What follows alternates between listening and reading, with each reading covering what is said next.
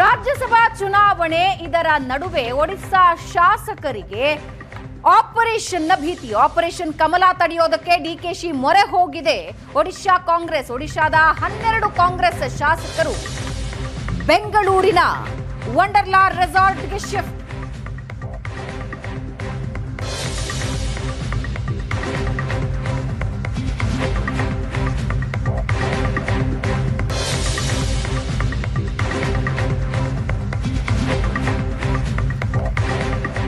ರಾಜ್ಯಸಭಾ ಚುನಾವಣೆಯಲ್ಲಿ ಅಡ್ಡ ಮತದಾನ ತಪ್ಪಿಸೋದಕ್ಕೆ ಕಾಂಗ್ರೆಸ್ ಎಚ್ಚರಿಕೆಯ ನಡೆ ಇಟ್ಟಿದೆ.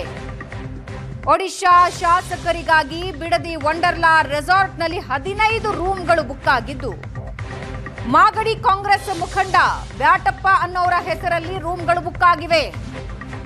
ರಾಜ್ಯಸಭಾ ಚುನಾವಣೆ ಹೊತ್ತಲ್ಲಿ ಒಡಿಶಾ ಕಾಂಗ್ರೆಸ್ ಶಾಸಕರಿಗೆ ಆಪರೇಷನ್ ಭೀತಿ ಇದ್ದು, ಆಪರೇಷನ್ ಕಮಲ ತಡೆಯೋದಕ್ಕೆ ಡಿಕೆಶಿ ಮೊರೆ ಹೋಗಿದ್ದಾರೆ ಒಡಿಶಾ ಕಾಂಗ್ರೆಸ್ ನಾಯಕರು.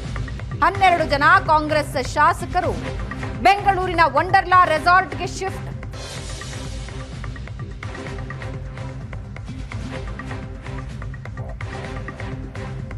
ಶಾಸಕರ ಜೊತೆಗೆ ಬೆಂಗಳೂರಿಗೆ ಬಂದ ಒಡಿಶಾ ಕಾಂಗ್ರೆಸ್ ಅಧ್ಯಕ್ಷ ಭಕ್ತ ಚರಣ್ ದಾಸ್ ಮಾರ್ಚ್ 16ನೇ ತಾರೀಕು ರಾಜ್ಯಸಭಾ ಚುನಾವಣೆ ಇದೆ. ಅಲ್ಲಿವರೆಗೆ ಕರ್ನಾಟಕದಲ್ಲೇ ವಾಸ್ತವ್ಯ ಇರ್ತಾರೆ. ಒಡಿಶಾದ 4 ರಾಜ್ಯಸಭಾ ಸ್ಥಾನಗಳಿಗೆ ಮಾರ್ಚ್ 16ನೇ ತಾರೀಕು ಚುನಾವಣೆ ನಡೆಯುತ್ತೆ. ಬಿಜೆಪಿಯಿಂದ 2 ಅಭ್ಯರ್ಥಿಗಳ ಕಣದಲ್ಲಿದ್ದಾರೆ. ಒಬ್ಬ ಪ್ರತ್ಯೇಕ ಅಭ್ಯರ್ಥಿಗೆ ಬೆಂಬಲ ಇದ್ದು, ಬಿಜೆಪಿ ಬೆಂಬಲಿತ ಪಕ್ಷೇತರ ಅಭ್ಯರ್ಥಿಯನ್ನ ಗೆಲ್ಲಿಸಿಕೊಳ್ಳೋದಕ್ಕೆ 8 ಶಾಸಕರ ಅವಶ್ಯಕತೆ ಇದೆ. ಬಿಜೆಡಿ ಅಭ್ಯರ್ಥಿಗೆ ಕಾಂಗ್ರೆಸ್ ಬೆಂಬಲ ಇದ್ದು, 8 ಶಾಸಕರನ್ನ ಸೆಳೆಯೋದಕ್ಕೆ ಬಿಜೆಪಿ ಕಸರತ್ತು ನಡೆಸ್ತಾ ಇದೆ. ಆಪರೇಷನ್ ಕಮಲ ಆಗಬಾರದು ಅನ್ನೋ ಕಾರಣಕ್ಕೆ ಕರ್ನಾಟಕದ ಮೊರೆ ಹೋಗಿದ್ದಾರೆ ಒಡಿಶಾ ನಾಯಕರು. ವಂಡರ್ಲಾ ರೆಸಾರ್ಟ್ನಲ್ಲಿ ಶಾಸಕರ ವಾಸ್ತವ್ಯ. ರಾಜ್ಯಸಭಾ ಚುನಾವಣೆಯಲ್ಲಿ ಅಡ್ಡ ಮತದಾನ ಏನಾದರೂ ಆದರೆ ಅನ್ನೋ ಆತಂಕದಿಂದ ಒಡಿಶಾದ ಶಾಸಕರನ್ನ ಬೆಂಗಳೂರಿಗೆ ಶಿಫ್ಟ್ ಮಾಡಿದ್ದಾರೆ. ಬೆಂಗಳೂರಿನ ವಂಡರ್ಲಾ ರೆಸಾರ್ಟ್ನಲ್ಲಿ ಶಾಸಕರನ್ನ ಶಿಫ್ಟ್ ಮಾಡಿದ್ದಾರೆ. 12 ಜನ ಕಾಂಗ್ರೆಸ್ ಶಾಸಕರು ಬೆಂಗಳೂರಿನ ವಂಡರ್ಲಾ ರೆಸಾರ್ಟ್ಗೆ ಶಿಫ್ಟ್ ಆಗಿದ್ದಾರೆ.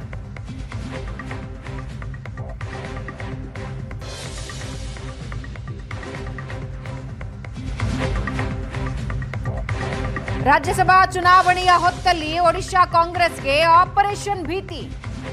ಎಲ್ಲಿ ಅಡ್ಡ ಮತದಾನಕ್ಕೆ ಕೇಸರಿ ಪಡೆ ಪ್ರಯತ್ನ ಪಡುತ್ತೋ ಅದರಲ್ಲಿ ಸಫಲವಾಗುತ್ತೋ ಅಂತ. ಮಾರ್ಚ್ 16ಕ್ಕೆ ರಾಜ್ಯಸಭಾ ಚುನಾವಣೆ ನಡೆಯುತ್ತೆ.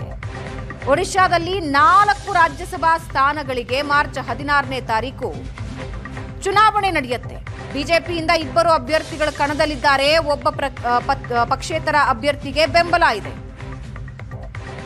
ಬಿಜೆಪಿ ಬೆಂಬಲಿತ ಪಕ್ಷೇತರ ಅಭ್ಯರ್ಥಿ ಗೆಲ್ಲಬೇಕು ಅಂತಂದ್ರೆ 8 ಶಾಸಕರ ಅವಶ್ಯಕತೆ ಇದೆ. ಬಿಜೆಡಿ ಅಭ್ಯರ್ಥಿಗೆ ಕಾಂಗ್ರೆಸ್ ಬೆಂಬಲ ಇದ್ದು, ಆ 8 ಶಾಸಕರನ್ನ ಸೆಳೆಯೋದಕ್ಕೆ ಬಿಜೆಪಿ ಕಸರತ್ತು ನಡೆಸ್ತಾ ಇದೆ.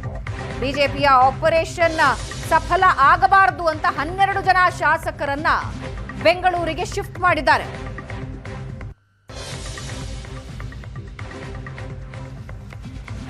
ಇನ್ನು ಕಾಂಗ್ರೆಸ್ ಶಾಸಕರಿಗೆ ಬಿಜೆಪಿ ಗಾಳ ಹಾಕಿದೆ. ಒಡಿಶಾದಲ್ಲಿ 4 ರಾಜ್ಯಸಭಾ ಸ್ಥಾನಗಳ ಪೈಕಿ ಚುನಾವಣೆ ನಡೀತಾ ಇದೆ. 4 ಸ್ಥಾನಗಳ ಪೈಕಿ 2 ಸ್ಥಾನ ಗೆಲ್ಲುತ್ತೆ ಬಿಜೆಪಿ ಪಕ್ಷ. ಆದರೆ 3ನೇ ರಾಜ್ಯಸಭಾ ಸ್ಥಾನ ಗೆಲ್ಲೋದಕ್ಕೆ 11 ಮತಗಳ ಕೊರತೆ ಇದೆ. 11 ಮತಗಳ ಕೊರತೆ ಕಾಂಗ್ರೆಸ್ ಶಾಸಕರಿಗೆ ಗಾಳ ಹಾಕಿದ್ದಾರೆ ಬಿಜೆಪಿ ಪಡೆ. ಹೀಗಾಗಿ ರಾಜ್ಯಕ್ಕೆ 12 ಜನ ಶಾಸಕರನ್ನ ತೆಗೆದುಕೊಂಡು ಬಂದಿದ್ದಾರೆ. ಒಡಿಶಾದಲ್ಲಿ 14 ಶಾಸಕರನ್ನ ಕಾಂಗ್ರೆಸ್ ಹೊಂದಿದ್ದು, ಅದರಲ್ಲಿ 12 ಶಾಸಕರನ್ನ ರಾಜ್ಯಕ್ಕೆ ಶಿಫ್ಟ್ ಮಾಡಿದ್ದಾರೆ. ಇನ್ನೊಂದು ಸ್ಥಾನ ಪಡೆಯೋದಕ್ಕೆ ಬಿಜೆಪಿ ಪ್ರಯತ್ನ ಪಡ್ತಾ ಇದೆ. ಆ ಪ್ರಯತ್ನ ಸಫಲ ಆಗಬಾರದು ಅಂತ ಶಾಸಕರನ್ನ ಬೆಂಗಳೂರಿಗೆ ಶಿಫ್ಟ್ ಮಾಡಿದ್ದಾರೆ. 16ನೇ ತಾರೀಕಿನವರೆಗೆ ಇಲ್ಲೇ ಇರ್ತಾರೆ. ಇಲ್ಲೇ ವಾಸ್ತವ್ಯ, ಇಲ್ಲೇ ಊಟ ತಿಂಡಿ ಎಲ್ಲಾನು.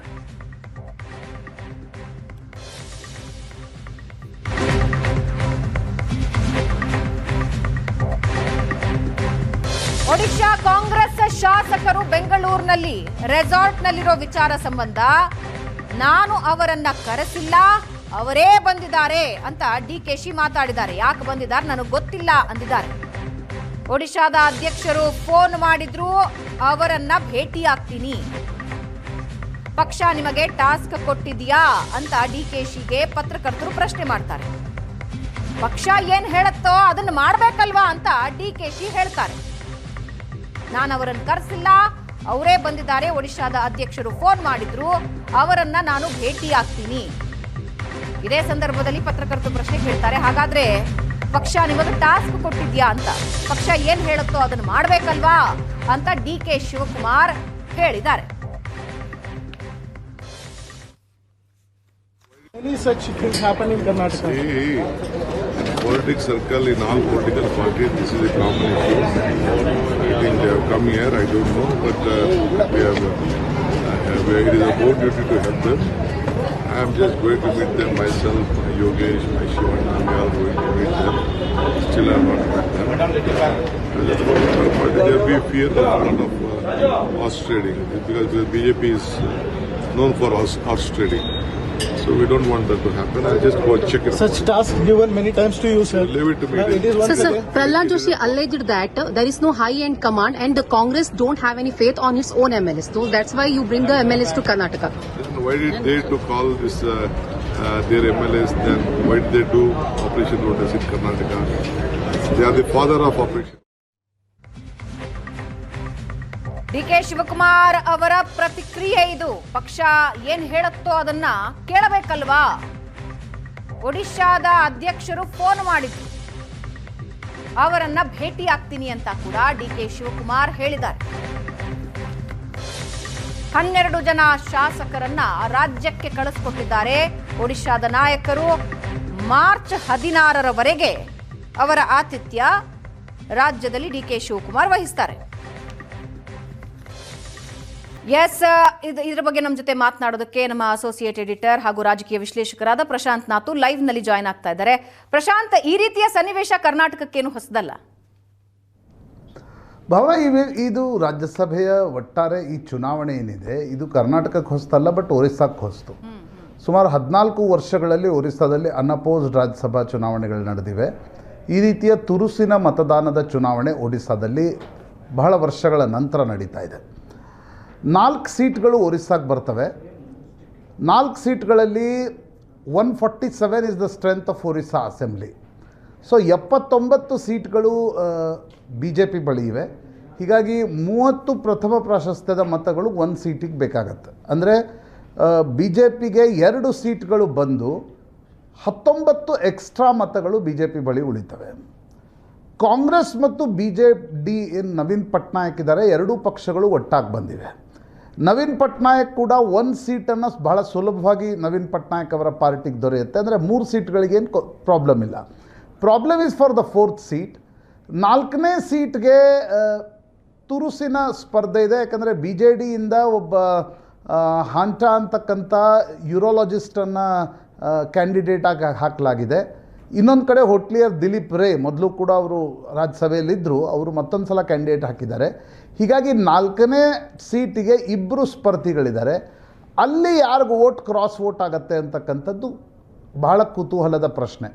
ಕಾಂಗ್ರೆಸ್ ಬಳಿ 14 ಶಾಸಕರಿದ್ದಾರೆ. ನವೀನ್ ಪಟ್ನಾಯಕ್ ಮತ್ತು ಕಾಂಗ್ರೆಸ್ 4ನೇ ಸೀಟ್ಗೋಸ್ಕರ ಒಪ್ಪಂದವನ್ನು ಮಾಡಿಕೊಂಡಿವೆ. ಇನ್ನೊಂದು ಕಡೆ BJP ದಿಲೀಪ್ ರೇಯನ್ನು ಕಣಕ್ಕಿಳಿಸಿ ಕಾಂಗ್ರೆಸ್ನ ಕೆಲ ಶಾಸಕರ ಕ್ರಾಸ್ ವೋಟಿಂಗಾಗಿ ಪ್ರಯತ್ನ ಮಾಡಲಾಗ್ತಿದೆ. ಹೀಗಾಗಿ ಭಕ್ತ ಚರಣ್ ದಾಸ್ ಏನಲ್ಲಿನ PCC ಅಧ್ಯಕ್ಷರಿದ್ದಾರೆ, ಅವರು ಶಾಸಕರ ಸಭೆ ಕರೆದ್ರು. ಮೊದಲು ಅವರು DK ಶಿವಕುಮಾರ್ಗೆ ಅಲ್ಲಿಂದಲೇ ಕಾಲ್ ಮಾಡಿ, ನಾವು ಇಲ್ಲಿಂದ ಶಾಸಕರನ್ನು ಕಳಿಸ್ತಿದ್ದೀವಿ, ಗುಜರಾತ್ ಚುನಾವಣೆಯಲ್ಲಿ ಯಾವ ರೀತಿಯ ಆತಿಥ್ಯವನ್ನು ಮಾಡಿದ್ರೋ ಅದೇ ರೀತಿಯ ಆತಿಥ್ಯವನ್ನು ನಮ್ಮ ಶಾಸಕರಿಗೆ ಮಾಡಿ ಸಂಡೇ ಸಾಯಂಕಾಲ ಕಳಿಸ್ಕೊಡಿ, ಸೋಮವಾರ ಮತದಾನ ಇದೆ ಅಂತಕ್ಕಂಥದ್ದನ್ನು ಭಕ್ತ ಚರಣ್ ದಾಸ್ ಹೇಳಿದ ನಂತರ DK ಶಿವಕುಮಾರ್ ಆ ಶಾಸಕರನ್ನು ಬೆಂಗಳೂರಿಗೆ ಕರೆಸ್ಕೊಂಡಿದ್ದಾರೆ. ಎಲ್ಲರೂ ಬಂದಿಲ್ಲ. 14ರಲ್ಲಿ ಮೊದಲು 8 ಬಂದರು, ಈಗ ಮತ್ತೊಮ್ಮೆ 4 ಬಂದಿದ್ದಾರೆ. ಕ್ರಾಸ್ ವೋಟಿಂಗ್ ಆಗಬಾರ್ದು ಅನ್ನುವ ಕಾರಣಕ್ಕೋಸ್ಕರ ಕಾಂಗ್ರೆಸ್ ಈ ಮುನ್ನೆಚ್ಚರಿಕೆಯನ್ನು ವಹಿಸ್ತಾ ಇದೆ. ಇದು ನಿಶ್ಚಿತವಾಗಿ ಅಹ್ಮದ್ ಪಟೇಲ್ರ ಚುನಾವಣೆಯನ್ನು ನೆನಪಿಗೆ ತರ್ತಾ ಇದೆ. ಯಾಕೆಂದರೆ ಅಹ್ಮದ್ ಪಟೇಲ್ರ ಗುಜರಾತ್ನ ರಾಜ್ಯಸಭಾ ಚುನಾವಣೆಯಲ್ಲಿ ಕೆ ಶಿವಕುಮಾರ್ ಗುಜರಾತ್ನ ಕಾಂಗ್ರೆಸ್ನ ಶಾಸಕರಿಗೆ ಈಗಲ್ಟನ್ ರೆಸಾರ್ಟ್ನಲ್ಲಿ ಇರಿಸಿದ್ರು.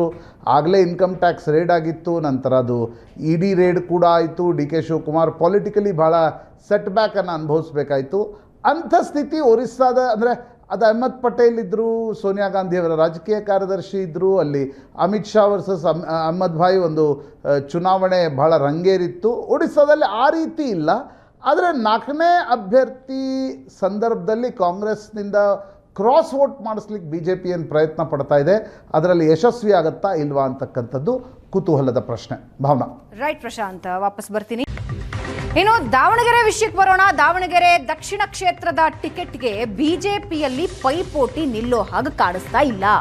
ರೇಣುಕಾಚಾರ್ಯ ಮತ್ತು ಸಿದ್ದೇಶ್ವರ್ ಬಣಗಳ ಮಧ್ಯೆ ಟಿಕೆಟ್ ಫೈಟ್ ಯಾವುದೇ ಒಂದು ತಾರ್ಕಿಕ ಅಂತ್ಯಕ್ಕೆ ಬಂದಿಲ್ಲ. ಹಾಗಾಗಿ ಯಾವುದೇ ಬಣಕ್ಕೆ ಟಿಕೆಟ್ ಕೊಟ್ಟರು ಬಂಡಾಯದ ಆತಂಕ ಇದ್ದೇ ಇದೆ. ಕೋರ್ ಕಮಿಟಿ ಸಭೆಯಲ್ಲಿ ದಾವಣಗೆರೆ ಟಿಕೆಟ್ ಬಗ್ಗೆ ಚರ್ಚೆಯಾಗಿದೆ. ಎರಡೂ ಬಣಗಳಿಗೂ ರಾಜ್ಯ ಬಿಜೆಪಿ ನಾಯಕರು ಶಾಕ್ ಕೊಟ್ಟಿದ್ದಾರೆ. ಎರಡೂ ಬಣಕ್ಕೆ ಟಿಕೆಟ್ ಕೊಡಬಾರದು ಅಂತ ಕೋರ್ ಕಮಿಟಿಯಲ್ಲಿ ನಿರ್ಧಾರ ಮಾಡಿದ್ದಾರೆ. ಎರಡೂ ಬಣದವರಿಗೆ ಬಹಳಷ್ಟು ಸಲ ಕೂತು ಹೇಳಿದ್ರು, ಪರಿಹರಿಸಿಕೊಳ್ಳಿ ಈ ಟಿಕೆಟ್, ಈ ಕ್ಷೇತ್ರ ನಾವು ಗೆದ್ದುಕೊಳ್ಳೇಬೇಕು ಅಂತ. ಆದರೆ ಒಬ್ಬರ ಕಾಲು ಒಬ್ಬರು ಎಳೆದು, ಒಬ್ಬರ ವಿರುದ್ಧ ಒಬ್ಬರು ನಿರಂತರವಾಗಿ ಆರೋಪಗಳನ್ನ ಮಾಡೋದ್ರಲ್ಲೇ ನಾಯಕರು ತಲ್ಲೀನರಾಗಿದ್ರು. ಅಂತಿಮವಾಗಿ ಬಿಜೆಪಿ ರಾಜ್ಯ ನಾಯಕರಿಗೆ ಅನ್ನಿಸ್ತು ಇದು ಮುಗಿಯದ ಪ್ರಹಸನ ಅಂತ. ಎರಡೂ ಬಣಕ್ಕೂ ಟಿಕೆಟ್ ನೀಡದೇ ಇರೋದಕ್ಕೆ ಕೋರ್ ಕಮಿಟಿ ನಿರ್ಧರಿಸಿದ್ದು. ಎರಡೂ ಬಣಗಳ ಜೊತೆ ಕೋರ್ ಕಮಿಟಿ ನಾಯಕರು ಚರ್ಚೆ ಮಾಡಿದ್ದಾರೆ. ಯಾವುದೇ ಬಣದಲ್ಲಿ ಗುರುತಿಸಿಕೊಳ್ಳದ ನಾಯಕನಿಗೆ ಟಿಕೆಟ್, ಎಲ್ಲರನ್ನೂ ಒಟ್ಟಾಗಿ ತೆಗೆದುಕೊಂಡು ಹೋಗಬಹುದು ಅನ್ನೋ ಚರ್ಚೆ ಇದೆ. ಸಿದ್ದೇಶ್ವರ್ ಬಣಕ್ಕೆ ಕೊಟ್ರೆ ರೇಣುಕಾಚಾರ್ಯ ಬಣ ಬಂಡೇಳಬಹುದು, ಸಮಸ್ಯೆ ಮಾಡಬಹುದು. ರೇಣುಕಾಚಾರ್ಯ ಬಣಕ್ಕೆ ಕೊಟ್ರೆ ಸಿದ್ದೇಶ್ವರ್ ಬಣ ದಂಗೆ ಏಳಬಹುದು.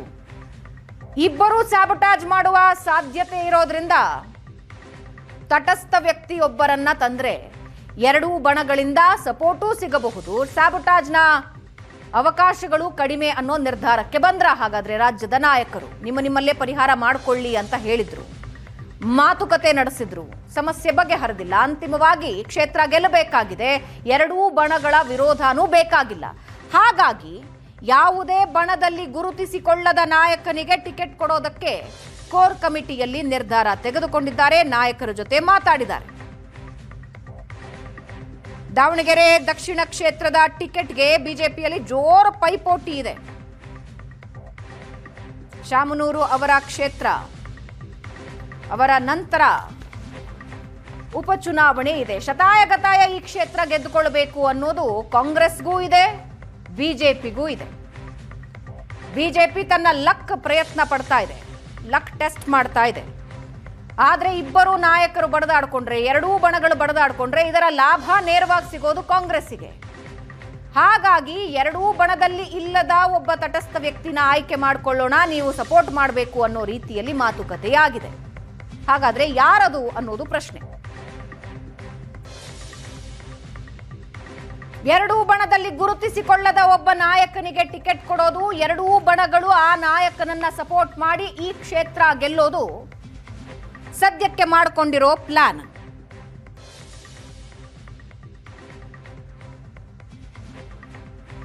ಈಗಾಗಲೇ ಕಾಂಗ್ರೆಸ್ನಲ್ಲೂ ಎಲ್ಲವೂ ಸುಗಮವಾಗಿಲ್ಲ. ಇಬ್ಬರು ಸಚಿವರ ನಡುವೆ ಪೈಪೋಟಿ ಇದೆ. ಮತ್ತೊಂದು ಕಡೆ ಬಿಜೆಪಿಯಲ್ಲೂ ಕೂಡ ಎರಡು ಬಣಗಳ ನಡುವೆ ಬಡಿದಾಟ ಇದೆ. ಕಳೆದ ಲೋಕಸಭೆಯ ಕೋಪ ಸಿದ್ದೇಶ್ವರ್ಗಿನ್ನೂ ಹೋಗಿಲ್ಲ. ರೇಣುಕಾಚಾರ್ಯ ಕೂಡ ಆಗಿಂದಾಗೆ ಟಾಂಗ್ಗಳನ್ನ ಕೊಡ್ತಾ ಇದ್ದಾರೆ. ಅದು ವೇದಿಕೆ ಆಗಿರಲಿ, ಮಾಧ್ಯಮದ ಮುಂದೆ ಆಗಿರಲಿ, ಇದು ಬಗೆಹರಿಯದ ಪ್ರಹಸನ ಅನಿಸಿ ಎರಡೂ ಬಣಗಳಲ್ಲಿ ಯಾವುದೇ ಬಣದಲ್ಲಿ ಗುರುತಿಸಿಕೊಳ್ಳದ ನಾಯಕನನ್ನ ಅಖಾಡಕ್ಕೆ ಇಳಿಸಬೇಕು ಅಂತ ಬಿಜೆಪಿ ನಾಯಕರು ನಿರ್ಧಾರ ಮಾಡಿದ್ದಾರೆ. ಹಾಗಾದ್ರೆ ಯಾರನ್ನ ಕಣಕ್ಕೆ ಇಳಿಸೋ ಸಾಧ್ಯತೆ ಇದೆ?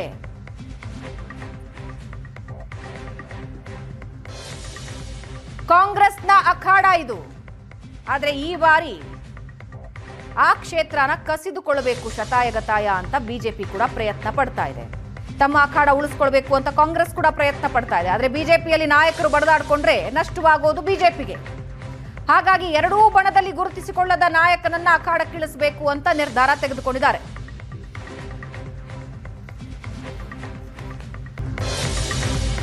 ಇನ್ನು ಮತ್ತೊಂದು ಕಡೆ ಜಾತಿ ಲೆಕ್ಕಾಚಾರ. ಬಾಗಲಕೋಟೆ ದಾವಣಗೆರೆ ದಕ್ಷಿಣ ಕ್ಷೇತ್ರಕ್ಕೆ ಉಪಚುನಾವಣೆಯಲ್ಲಿ ಕೋರ್ ಕಮಿಟಿ ಸಭೆಯಲ್ಲಿ ಒಬಿಸಿ ಅಭ್ಯರ್ಥಿಯ ಪರ ಬ್ಯಾಟಿಂಗ್ ಮಾಡಿದ್ದಾರೆ. ಎರಡೂ ಕಡೆ ಲಿಂಗಾಯತರಿಗೆ ಟಿಕೆಟ್ ಬೇಡ ಅನ್ನೋ ಚರ್ಚೆ ಆಗಿದೆ. ಕೋರ್ ಕಮಿಟಿಯಲ್ಲಿ ಸದಾನಂದ ಗೌಡರು ಈ ವಿಷಯ ಪ್ರಸ್ತಾಪಿಸಿದ್ದಾರೆ. ಬಾಗಲಕೋಟೆ ಟಿಕೆಟ್ ಲಿಂಗಾಯತರಿಗೆ ಅಂತ ಫೈನಲ್ ಆಗಿದೆ. ದಾವಣಗೆರೆ ಟಿಕೆಟ್ ಒಬಿಸಿಗೆ ಕೊಡೋಣ ಅಂತ ಮಾಜಿ ಸಿಎಂ ಹೇಳ್ತಾ ಇದ್ದಾರೆ. ಇನ್ನು ಉಳಿದ ಸದಸ್ಯರು ಕೂಡ ಇದಕ್ಕೆ ಧ್ವನಿಗೂಡಿಸಿದ್ದಾರೆ. ಹೌದು, ಕಾಂಗ್ರೆಸ್ ಎದುರಿಸೋದಕ್ಕೆ ಒಬಿಸಿಗೆ ಟಿಕೆಟ್ ನೀಡೋಣ. ಕೋರ್ ಕಮಿಟಿ ಸಭೆಯಲ್ಲಿ ಒಬಿಸಿಗೆ ಟಿಕೆಟ್ ನೀಡೋ ಬಗ್ಗೆ ಚರ್ಚೆಯಾಗಿದೆ.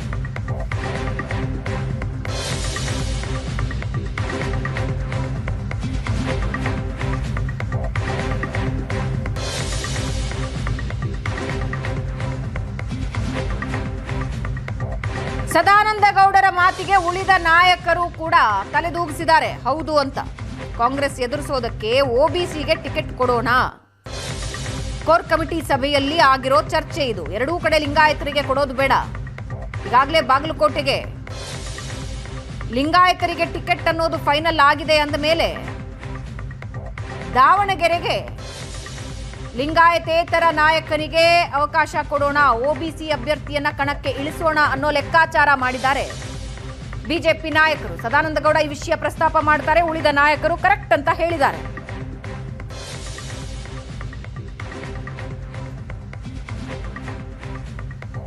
ಇನ್ನು ಕಳೆದ ಬಾರಿಯ ಎಲೆಕ್ಷನ್ ರಿಸಲ್ಟ್ ನೀವು ನೋಡ್ತಾ ಇದ್ದೀರಿ. ಶಾಮನೂರು ಶಿವಶಂಕರಪ್ಪ ಅವರ ಅಖಾಡ ಇದು. ಕಳೆದ ಬಾರಿ 84,298 ಮತಗಳನ್ನ ಶಾಮನೂರು ಪಡ್ಕೊಂಡಿರ್ತಾರೆ. ಬಿಜೆಪಿಯಿಂದ ಅಜಯ್ ಕುಮಾರ್ 56,410 ಮತಗಳು. ಗೆಲುವಿನ ಅಂತರ 27,888.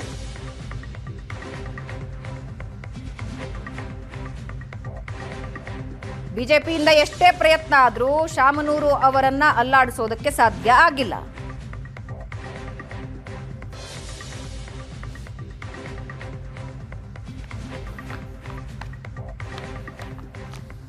ಈ ಬಗ್ಗೆ ಮಾತಾಡೋದಕ್ಕೆ ಮತ್ತೊಂದು ಸಲ ಲೈವ್ ನಲ್ಲಿ ಜಾಯ್ನ್ ಆಗ್ತಾ ಇದ್ದಾರೆ ಪ್ರಶಾಂತ್ ನಾತು. ಪ್ರಶಾಂತ್, ಸದ್ಯಕ್ಕೆ ಬಿಜೆಪಿ ನಾಯಕರ ತಲೆಯಲ್ಲಿ ಯಾವ ನಾಯಕನ ಹೆಸರು ಓಡಾಡ್ತಾ ಇದೆ? ಒಬಿಸಿ ನಾಯಕರಿಗೆ ಕೊಡೋಣ ಅಂತ ಸದಾನಂದ ಗೌಡ ಹೇಳಿದ್ದಾರೆ. ಹೌದು ಅಂತ ಉಳಿದ ನಾಯಕರು ಹೇಳಿದ್ದಾರೆ. ಹೌದು, ಯಾರನ್ನ ನಿಲ್ಲಿಸೋ ಐಡಿಯಾದಲ್ಲಿದೆ? ನೋಡಿ, ಸದಾನಂದ ಗೌಡರು ಹೇಳಿರ್ತಕ್ಕಂಥ ಲೈನ್ ಹೊಸದೇನಲ್ಲ. ರೇಣುಕಾಚಾರ್ಯ, ಶಿವಯೋಗಿ ಸ್ವಾಮಿ, ಮಾಡಾಳ್ ವಿರೂಪಾಕ್ಷಪ್ಪ, ಈ ಒಂದು ಏನು ಸಿದ್ದೇಶ್ವರ್ ಆಂಟಿ ಗ್ರೂಪ್ ಇದೆ, ಇದು ಪದೇ ಪದೇ ಯಡಿಯೂರಪ್ಪನವರು ಮತ್ತು ವಿಜೇಂದ್ರರನ್ನ ಭೇಟಿಯಾಗಿ ದಾವಣಗೆರೆ ದಕ್ಷಿಣದಲ್ಲಿ ನೀವು ಒಬಿಸಿ ಕ್ಯಾಂಡಿಡೇಟ್ ಕೊಡಿ, ಯಾಕಂದರೆ ಕಳೆದ ಬಾರಿ ಅಜಯ್ ಕುಮಾರ್ಗೆ ಏನು ಕೊಡಲಾಗಿತ್ತು ಅವರನ್ನೇ ಕಂಟಿನ್ಯೂ ಮಾಡಿ ಅವರಿಗೆ ಟಿಕೆಟ್ ಕೊಡಿ ಅಂತಕ್ಕಂಥದ್ದನ್ನು ರೇಣುಕಾಚಾರ್ಯ ಬಣ ಹೇಳ್ತಾ ಇತ್ತು. ಅಲ್ಲಿ ಲಿಂಗಾಯತರಿಗೆ ಟಿಕೆಟ್ ಕೊಡೋಕ್ಕಿಂತ ನಾನ್ ಲಿಂಗಾಯತರಿಗೆ ಟಿಕೆಟ್ ಕೊಟ್ಟರೆ ಒಂದು ಫೈಟನ್ನು ನಾವು ಕಾಂಗ್ರೆಸ್ ವಿರುದ್ಧ ನೀಡಬಹುದು ಅಂತಕ್ಕಂಥದ್ದು ಒಟ್ಟಾರೆ ರೇಣುಕಾಚಾರ್ಯ ಬಣದ ಲೆಕ್ಕಾಚಾರ. ಸಿದ್ದೇಶ್ವರ ಬಣ ಏನು ಹೇಳ್ತಾ ಇದೆ ಅಂತಕ್ಕಂಥದ್ದು ಇನ್ನೂವರೆಗೂ ಕೂಡ ಸ್ಪಷ್ಟತೆ ಇಲ್ಲ. ಮೊನ್ನೆ ವಿಧಾನ ಪರಿಷತ್ ಚುನಾವಣೆಯ ಟಿಕೆಟ್ಗಳು ಏನು ಅನೌನ್ಸ್ ಆದವು, ಅದರಲ್ಲಿ ಏನು ದಾವಣಗೆರೆಯ ಒಟ್ಟಾರೆ ಗ್ರ್ಯಾಜುಯೇಟ್ ಕಾನ್ಸ್ಟಿಟ್ಯೂನ್ಸಿಯಿಂದ ಟಿಕೆಟ್ ಕೊಡಲಾಗಿದೆ. ಅದು ರೇಣುಕಾಚಾರ್ಯ ಬಣ ಮತ್ತು ಶಿವಯೋಗಿ ಸ್ವಾಮಿ ಆಪ್ತರಿಗೆ ಟಿಕೆಟ್ ಕೊಡಲಾಗಿದೆ. ಹಿಂದೆ ಶಿವಯೋಗಿ ಸ್ವಾಮಿ ಆ ಒಂದು ಕ್ಷೇತ್ರದಲ್ಲಿ ಸ್ಪರ್ಧೆ ಮಾಡ್ತಾಯಿದ್ರು. ಹೀಗಾಗಿ ಈಗ ವಿಧಾನ ಪರಿಷತ್ನಲ್ಲಿ ರೇಣುಕಾಚಾರ್ಯ ಬಣಕ್ಕೆ ಕೊಟ್ಟಾಗ ಸಿದ್ದೇಶ್ವರ್ ಹೇಳಿದ ಮಾತಿಗೆ ಇಲ್ಲಿ ಟಿಕೆಟ್ ಕೊಡ್ತಾರಾ ಇಲ್ವಾ ಅಂತಕ್ಕಂಥದ್ರ ಬಗ್ಗೆ ಸ್ಪಷ್ಟತೆ ಇಲ್ಲ. ಯಾಕಂದರೆ ಯಡಿಯೂರಪ್ಪನವ್ರಿಗಾಗಲಿ ವಿಜೇಂದ್ರ ಅವ್ರಿಗಾಗಲಿ ಸಿದ್ದೇಶ್ವರ್ ಹೈಕಮಾಂಡ್ಗೆ ಸಿದ್ದೇಶ್ವರ್ ಬಗ್ಗೆ ಒಂದು ಒಲವಿದೆ, ಒಂದು ಅನುಕಂಪ ಇದೆ. ಸಿದ್ದೇಶ್ವರನ್ನ ಬಿಟ್ಕೊಡಬಾರ್ದು ಅಂತಕ್ಕಂಥದ್ದು ಹೈಕಮಾಂಡ್ ಲೆಕ್ಕಾಚಾರವೂ ಕೂಡ ಹೌದು, ವಿಜೇಂದ್ರರ ಜೊತೆಗಿರದ ನಾಯಕರ ಲೆಕ್ಕಾಚಾರವೂ ಕೂಡ ಹೌದು. ಅದು ಕೇಂದ್ರ ಸಚಿವ ಪ್ರಹ್ಲಾದ್ ಜೋಶಿ ಇರ್ಬೋದು, ಬೊಮ್ಮಾಯಿ ಇರ್ಬೋದು, CT ರವಿ ಇರ್ಬೋದು, ಇವ್ರಿಗೆಲ್ಲ ಸಿದ್ದೇಶ್ವರ್ ಬಹಳ ಆತ್ಮೀಯರು.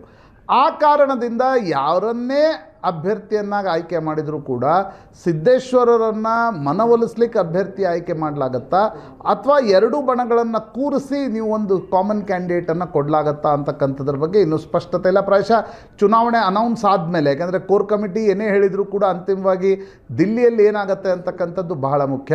ಸಿದ್ದೇಶ್ವರನ್ನ ಬಿಟ್ಕೊಡ್ಲಿಕ್ಕೆ ಹೈಕಮಾಂಡ್ ತಯಾರಿಲ್ಲ. At the same time Renukacharya ಗುಂಪನ್ನು ಕೂಡ ಸೈಡ್ಲೈನ್ ಮಾಡುವ ಪರಿಸ್ಥಿತಿಯಲ್ಲಿ BJP ಇಲ್ಲ. ಹೀಗಾಗಿ ಒಂದು ಕಾಮನ್ ಕ್ಯಾಂಡಿಡೇಟ್ ಬರುತ್ತಾ, ನಾನ್ ಲಿಂಗಾಯತ್ ಕ್ಯಾಂಡಿಡೇಟ್ ಬರುತ್ತಾ ಅಂತಕ್ಕಂಥದ್ರ ಬಗ್ಗೆ ಕೋರ್ ಕಮಿಟಿಯಲ್ಲಿ ವಿಸ್ತೃತವಾಗಿರ್ತಕ್ಕಂಥ ಚರ್ಚೆ ನಡೆದಿದೆ. ಸದಾನಂದ ಗೌಡರು ಏನು ಲೈನ್ ಹೇಳ್ತಿದ್ದಾರೆ ಅದನ್ನು ರೇಣುಕಾಚಾರ್ಯ ಬಹಳ ತಿಂಗಳುಗಳಿಂದ ಅದೇ ಲೈನನ್ನು ಹೇಳ್ತಿದ್ದಾರೆ, ಅಜಯ್ ಕುಮಾರ್ಗೆ ಟಿಕೆಟ್ ಕೊಡಿ ಅಂತಕ್ಕಂಥದ್ದು. ಬಟ್ ಸಿದ್ದೇಶ್ವರ ಬಣ ಅಂತಿಮವಾಗಿ ಏನು ಮಾಡುತ್ತೆ, ಆನ್ ಬೋರ್ಡ್ ಸಿದ್ದೇಶ್ವರನ್ನ ತೆಗೆದುಕೊಂಡು ಅಭ್ಯರ್ಥಿಯನ್ನು ಆಯ್ಕೆ ಮಾಡಲಾಗತ್ತಾ ಅಂತಕ್ಕಂಥದ್ದನ್ನು ನೋಡಬೇಕಾಗತ್ತೆ. ಯಾಕಂದರೆ ವಿಜೇಂದ್ರ ಇರಲಿ, ಯಡಿಯೂರಪ್ಪನವ್ರು ಇರಲಿ, ಅವ್ರಿಗೊಂದು ರೀತಿ ಸಿದ್ದೇಶ್ವರ ಜೊತೆಗಿನ ಸಂಬಂಧಗಳಲ್ಲಿ ಏನು ಕಂದಕ ಉಂಟಾಗಿದೆ, ಅದು ಒಂದು ರೀತಿಯ ಕಿರಿಕಿರಿಯನ್ನು ಸಾದರ ಲಿಂಗಾಯತರ ಏರಿಯಾದಲ್ಲಿ, ಶಿವಮೊಗ್ಗ ಸೇರಿದಂತೆ ಮಧ್ಯ ಕರ್ನಾಟಕದಲ್ಲೂ ಕೂಡ ಮಾಡ್ತಾ ಇದೆ. So to pacify it candidate announce ಆಗುತ್ತಾ ಅನ್ನೋದನ್ನು ಕೂಡ ನೋಡಬೇಕಾಗತ್ತೆ. ಇನ್ನೊಂದು ಭಾವನ ಪ್ರಮುಖವಾಗಿರ್ತಕ್ಕಂಥದ್ದು, ಶಾಮನೂರು ಶಿವಶಂಕರಪ್ಪನವರ ನಿಧನದ ನಂತರ ಆಗ್ತಾ ಇರ್ತಕ್ಕಂಥ ಚುನಾವಣೆಯಲ್ಲಿ ಒಂದು ವೇಳೆ ಶಾಮನೂರು ಶಿವಶಂಕರಪ್ಪನವರ ಮೊಮ್ಮಗನಿಗೆ ಕಾಂಗ್ರೆಸ್ ಟಿಕೆಟನ್ನು ಅಂತಿಮವಾಗಿ ಘೋಷಿಸಿದರೆ BJP ಎಷ್ಟರ ಮಟ್ಟಿಗೆ ಫೈಟನ್ನು ನೀಡಬಹುದು ಅನುಕಂಪದ ಚುನಾವಣೆಯಲ್ಲಿ ಅನ್ನೋದು ನೋಡಬೇಕು. ನನಗನ್ಸುತ್ತೆ ಒಂದು ವೇಳೆ ಕಾಂಗ್ರೆಸ್ ಏನಾದರೂ ಹೈಕಮಾಂಡ್ ಇಲ್ಲ, ಮುಸ್ಲಿಮ್ಗೆ ಟಿಕೆಟ್ ಕೊಡಬೇಕು, ಶಾಮನೂರು ಶಿವಶಂಕರಪ್ಪನವ್ರು ಇದ್ದಾಗಲೇ ಇದು ಆಗಿತ್ತು ಅಂತಕ್ಕಂಥದ್ದು ಏನಾದರೂ ಡಿಸೈಡ್ ಮಾಡಿದರೆ then BJP has a chance ಅಂತ ಅನಿಸುತ್ತೆ. ರೈಟ್. ರವಿ ಶಿವರಾಮ್ ನಮ್ಮ ಜೊತೆ ಲೈವ್ನಲ್ಲಿ ಜಾಯ್ನ್ ಆಗಿದ್ದಾರೆ. ರವಿ ಶಿವರಾಮ್, ಪ್ರಶಾಂತ್ ಮಾತಾಡಿದ್ದನ್ನು ನೀವು ನೋಡ್ತಾ ಇದ್ರಿ. ಆದರೆ BJP ಹೈಕಮಾಂಡ್ ದೃಷ್ಟಿಯಲ್ಲಿ ಏನು ಚರ್ಚೆ ಆಗ್ತಾ ಇದೆ? ಆಟ್ ದ ಸೇಮ್ ಟೈಮ್ ಎರಡೂ ಪಾಸಿಬಿಲಿಟೀಸ್, ಒಂದು ವೇಳೆ ಮೊಮ್ಮಗನಿಗೆ ಸ್ಥಾನ ಕೊಟ್ಟರೆ, ಮೊಮ್ಮಗನಿಗೆ ಟಿಕೆಟ್ ಕೊಟ್ಟರೆ ಅಥವಾ ಅಲ್ಪಸಂಖ್ಯಾತರಿಗೆ ಟಿಕೆಟ್ ಕೊಟ್ಟರೆ BJPಯ ಗೇಮ್ ಪ್ಲಾನ್ ಹೇಗಿರುತ್ತೆ? ಭಾವನಾ, ಇವತ್ತು ಪಾರ್ಟಿ ಕಚೇರಿಯಲ್ಲಿ ಕೋರ್ ಕಮಿಟಿ ಸಭೆಯನ್ನು ಬಹಳ ವಿಸ್ತೃತವಾಗಿ ನಡೆಸಲಾಗಿದೆ. ದಾವಣಗೆರೆ ವಿಚಾರಕ್ಕೆ ಸಂಬಂಧಪಟ್ಟಂತೆಯೇ ಇವತ್ತು ಕೋರ್ ಕಮಿಟಿ ನಿಗದಿಯಾಗಿತ್ತು ಅನ್ನೋದನ್ನು ನಾವು ನಂಬಬೇಕು. ಯಾಕೆಂದರೆ ಮೊನ್ನೆ ಕೋರ್ ಕಮಿಟಿ ಸಭೆಯನ್ನು ಕರೆಯಲಾಗಿತ್ತು, ಅದು ಆನ್ಲೈನ್ ಮೂಲಕ, ಅಂದರೆ ವಿಡಿಯೋ ಕಾನ್ಫರೆನ್ಸ್ ಮೂಲಕ ಕರೆಯಲಾಗಿತ್ತು. ಆ ಸಂದರ್ಭದಲ್ಲಿ ಕೆಲವು BJP ಹಿರಿಯ ನಾಯಕರು ಆಕ್ಷೇಪವನ್ನು ವ್ಯಕ್ತಪಡಿಸಿದರು. ದಾವಣಗೆರೆ 2-3 ಗುಂಪುಗಳಾಗಿದ್ದಾವೆ, ಅದನ್ನು ಕೇವಲ ವಿಡಿಯೋ ಕಾನ್ಫರೆನ್ಸಲ್ಲಿ ಮಾತ್ರ ಬಗೆಹರಿಸೋಕ್ಕಾಗೋದಿಲ್ಲ, ಹಾಗಾಗಿ ಫಿಸಿಕಲಿ ಕುಳಿತುಕೊಂಡು ಚರ್ಚೆಯನ್ನು ಮಾಡಬೇಕು ಅಂತ ಹೇಳಿದಾಗ ಇವತ್ತು ಪಾರ್ಟಿ ಕಚೇರಿಯಲ್ಲಿ ಬೆಳಗ್ಗೆ 9 ಗಂಟೆಗೆ ಆ ಕೋರ್ ಕಮಿಟಿಯನ್ನು ಕರೆದಿದ್ದರು.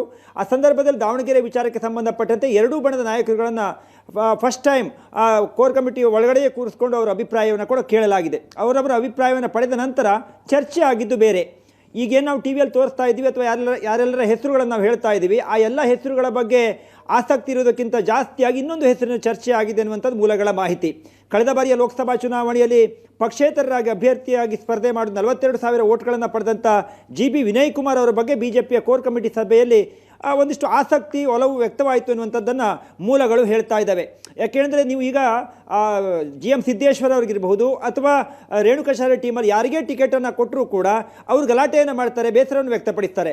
ಇದು ಸದ್ಯಕ್ಕೆ ಬಗೆಹರಿಯುವಂಥ ಲಕ್ಷಣಗಳು ಕಾಣ್ತಾ ಇಲ್ಲ. ನೀವು ಮೊನ್ನೆ ದಾವಣಗೆರೆಯಲ್ಲಿ ಸ್ವತಃ ಉಸ್ತುವಾರಿಗಳು ಹೋಗಿ ಸಭೆಯನ್ನು ಮಾಡಿದರು, ಸ್ವತಃ ವಿಜೇಂದ್ರ ಅವರು ಹೋಗಿ ಸಭೆಯನ್ನು ಮಾಡಿದಂಥ ಸಂದರ್ಭದಲ್ಲಿಯೂ ಕೂಡ ಆಯಾ ಬಣದರು ಅವ್ರದ್ದೇ ಆದ ವಾದವನ್ನು ಮುಂದಿಡ್ತಾ ಇದ್ದಾರೆ.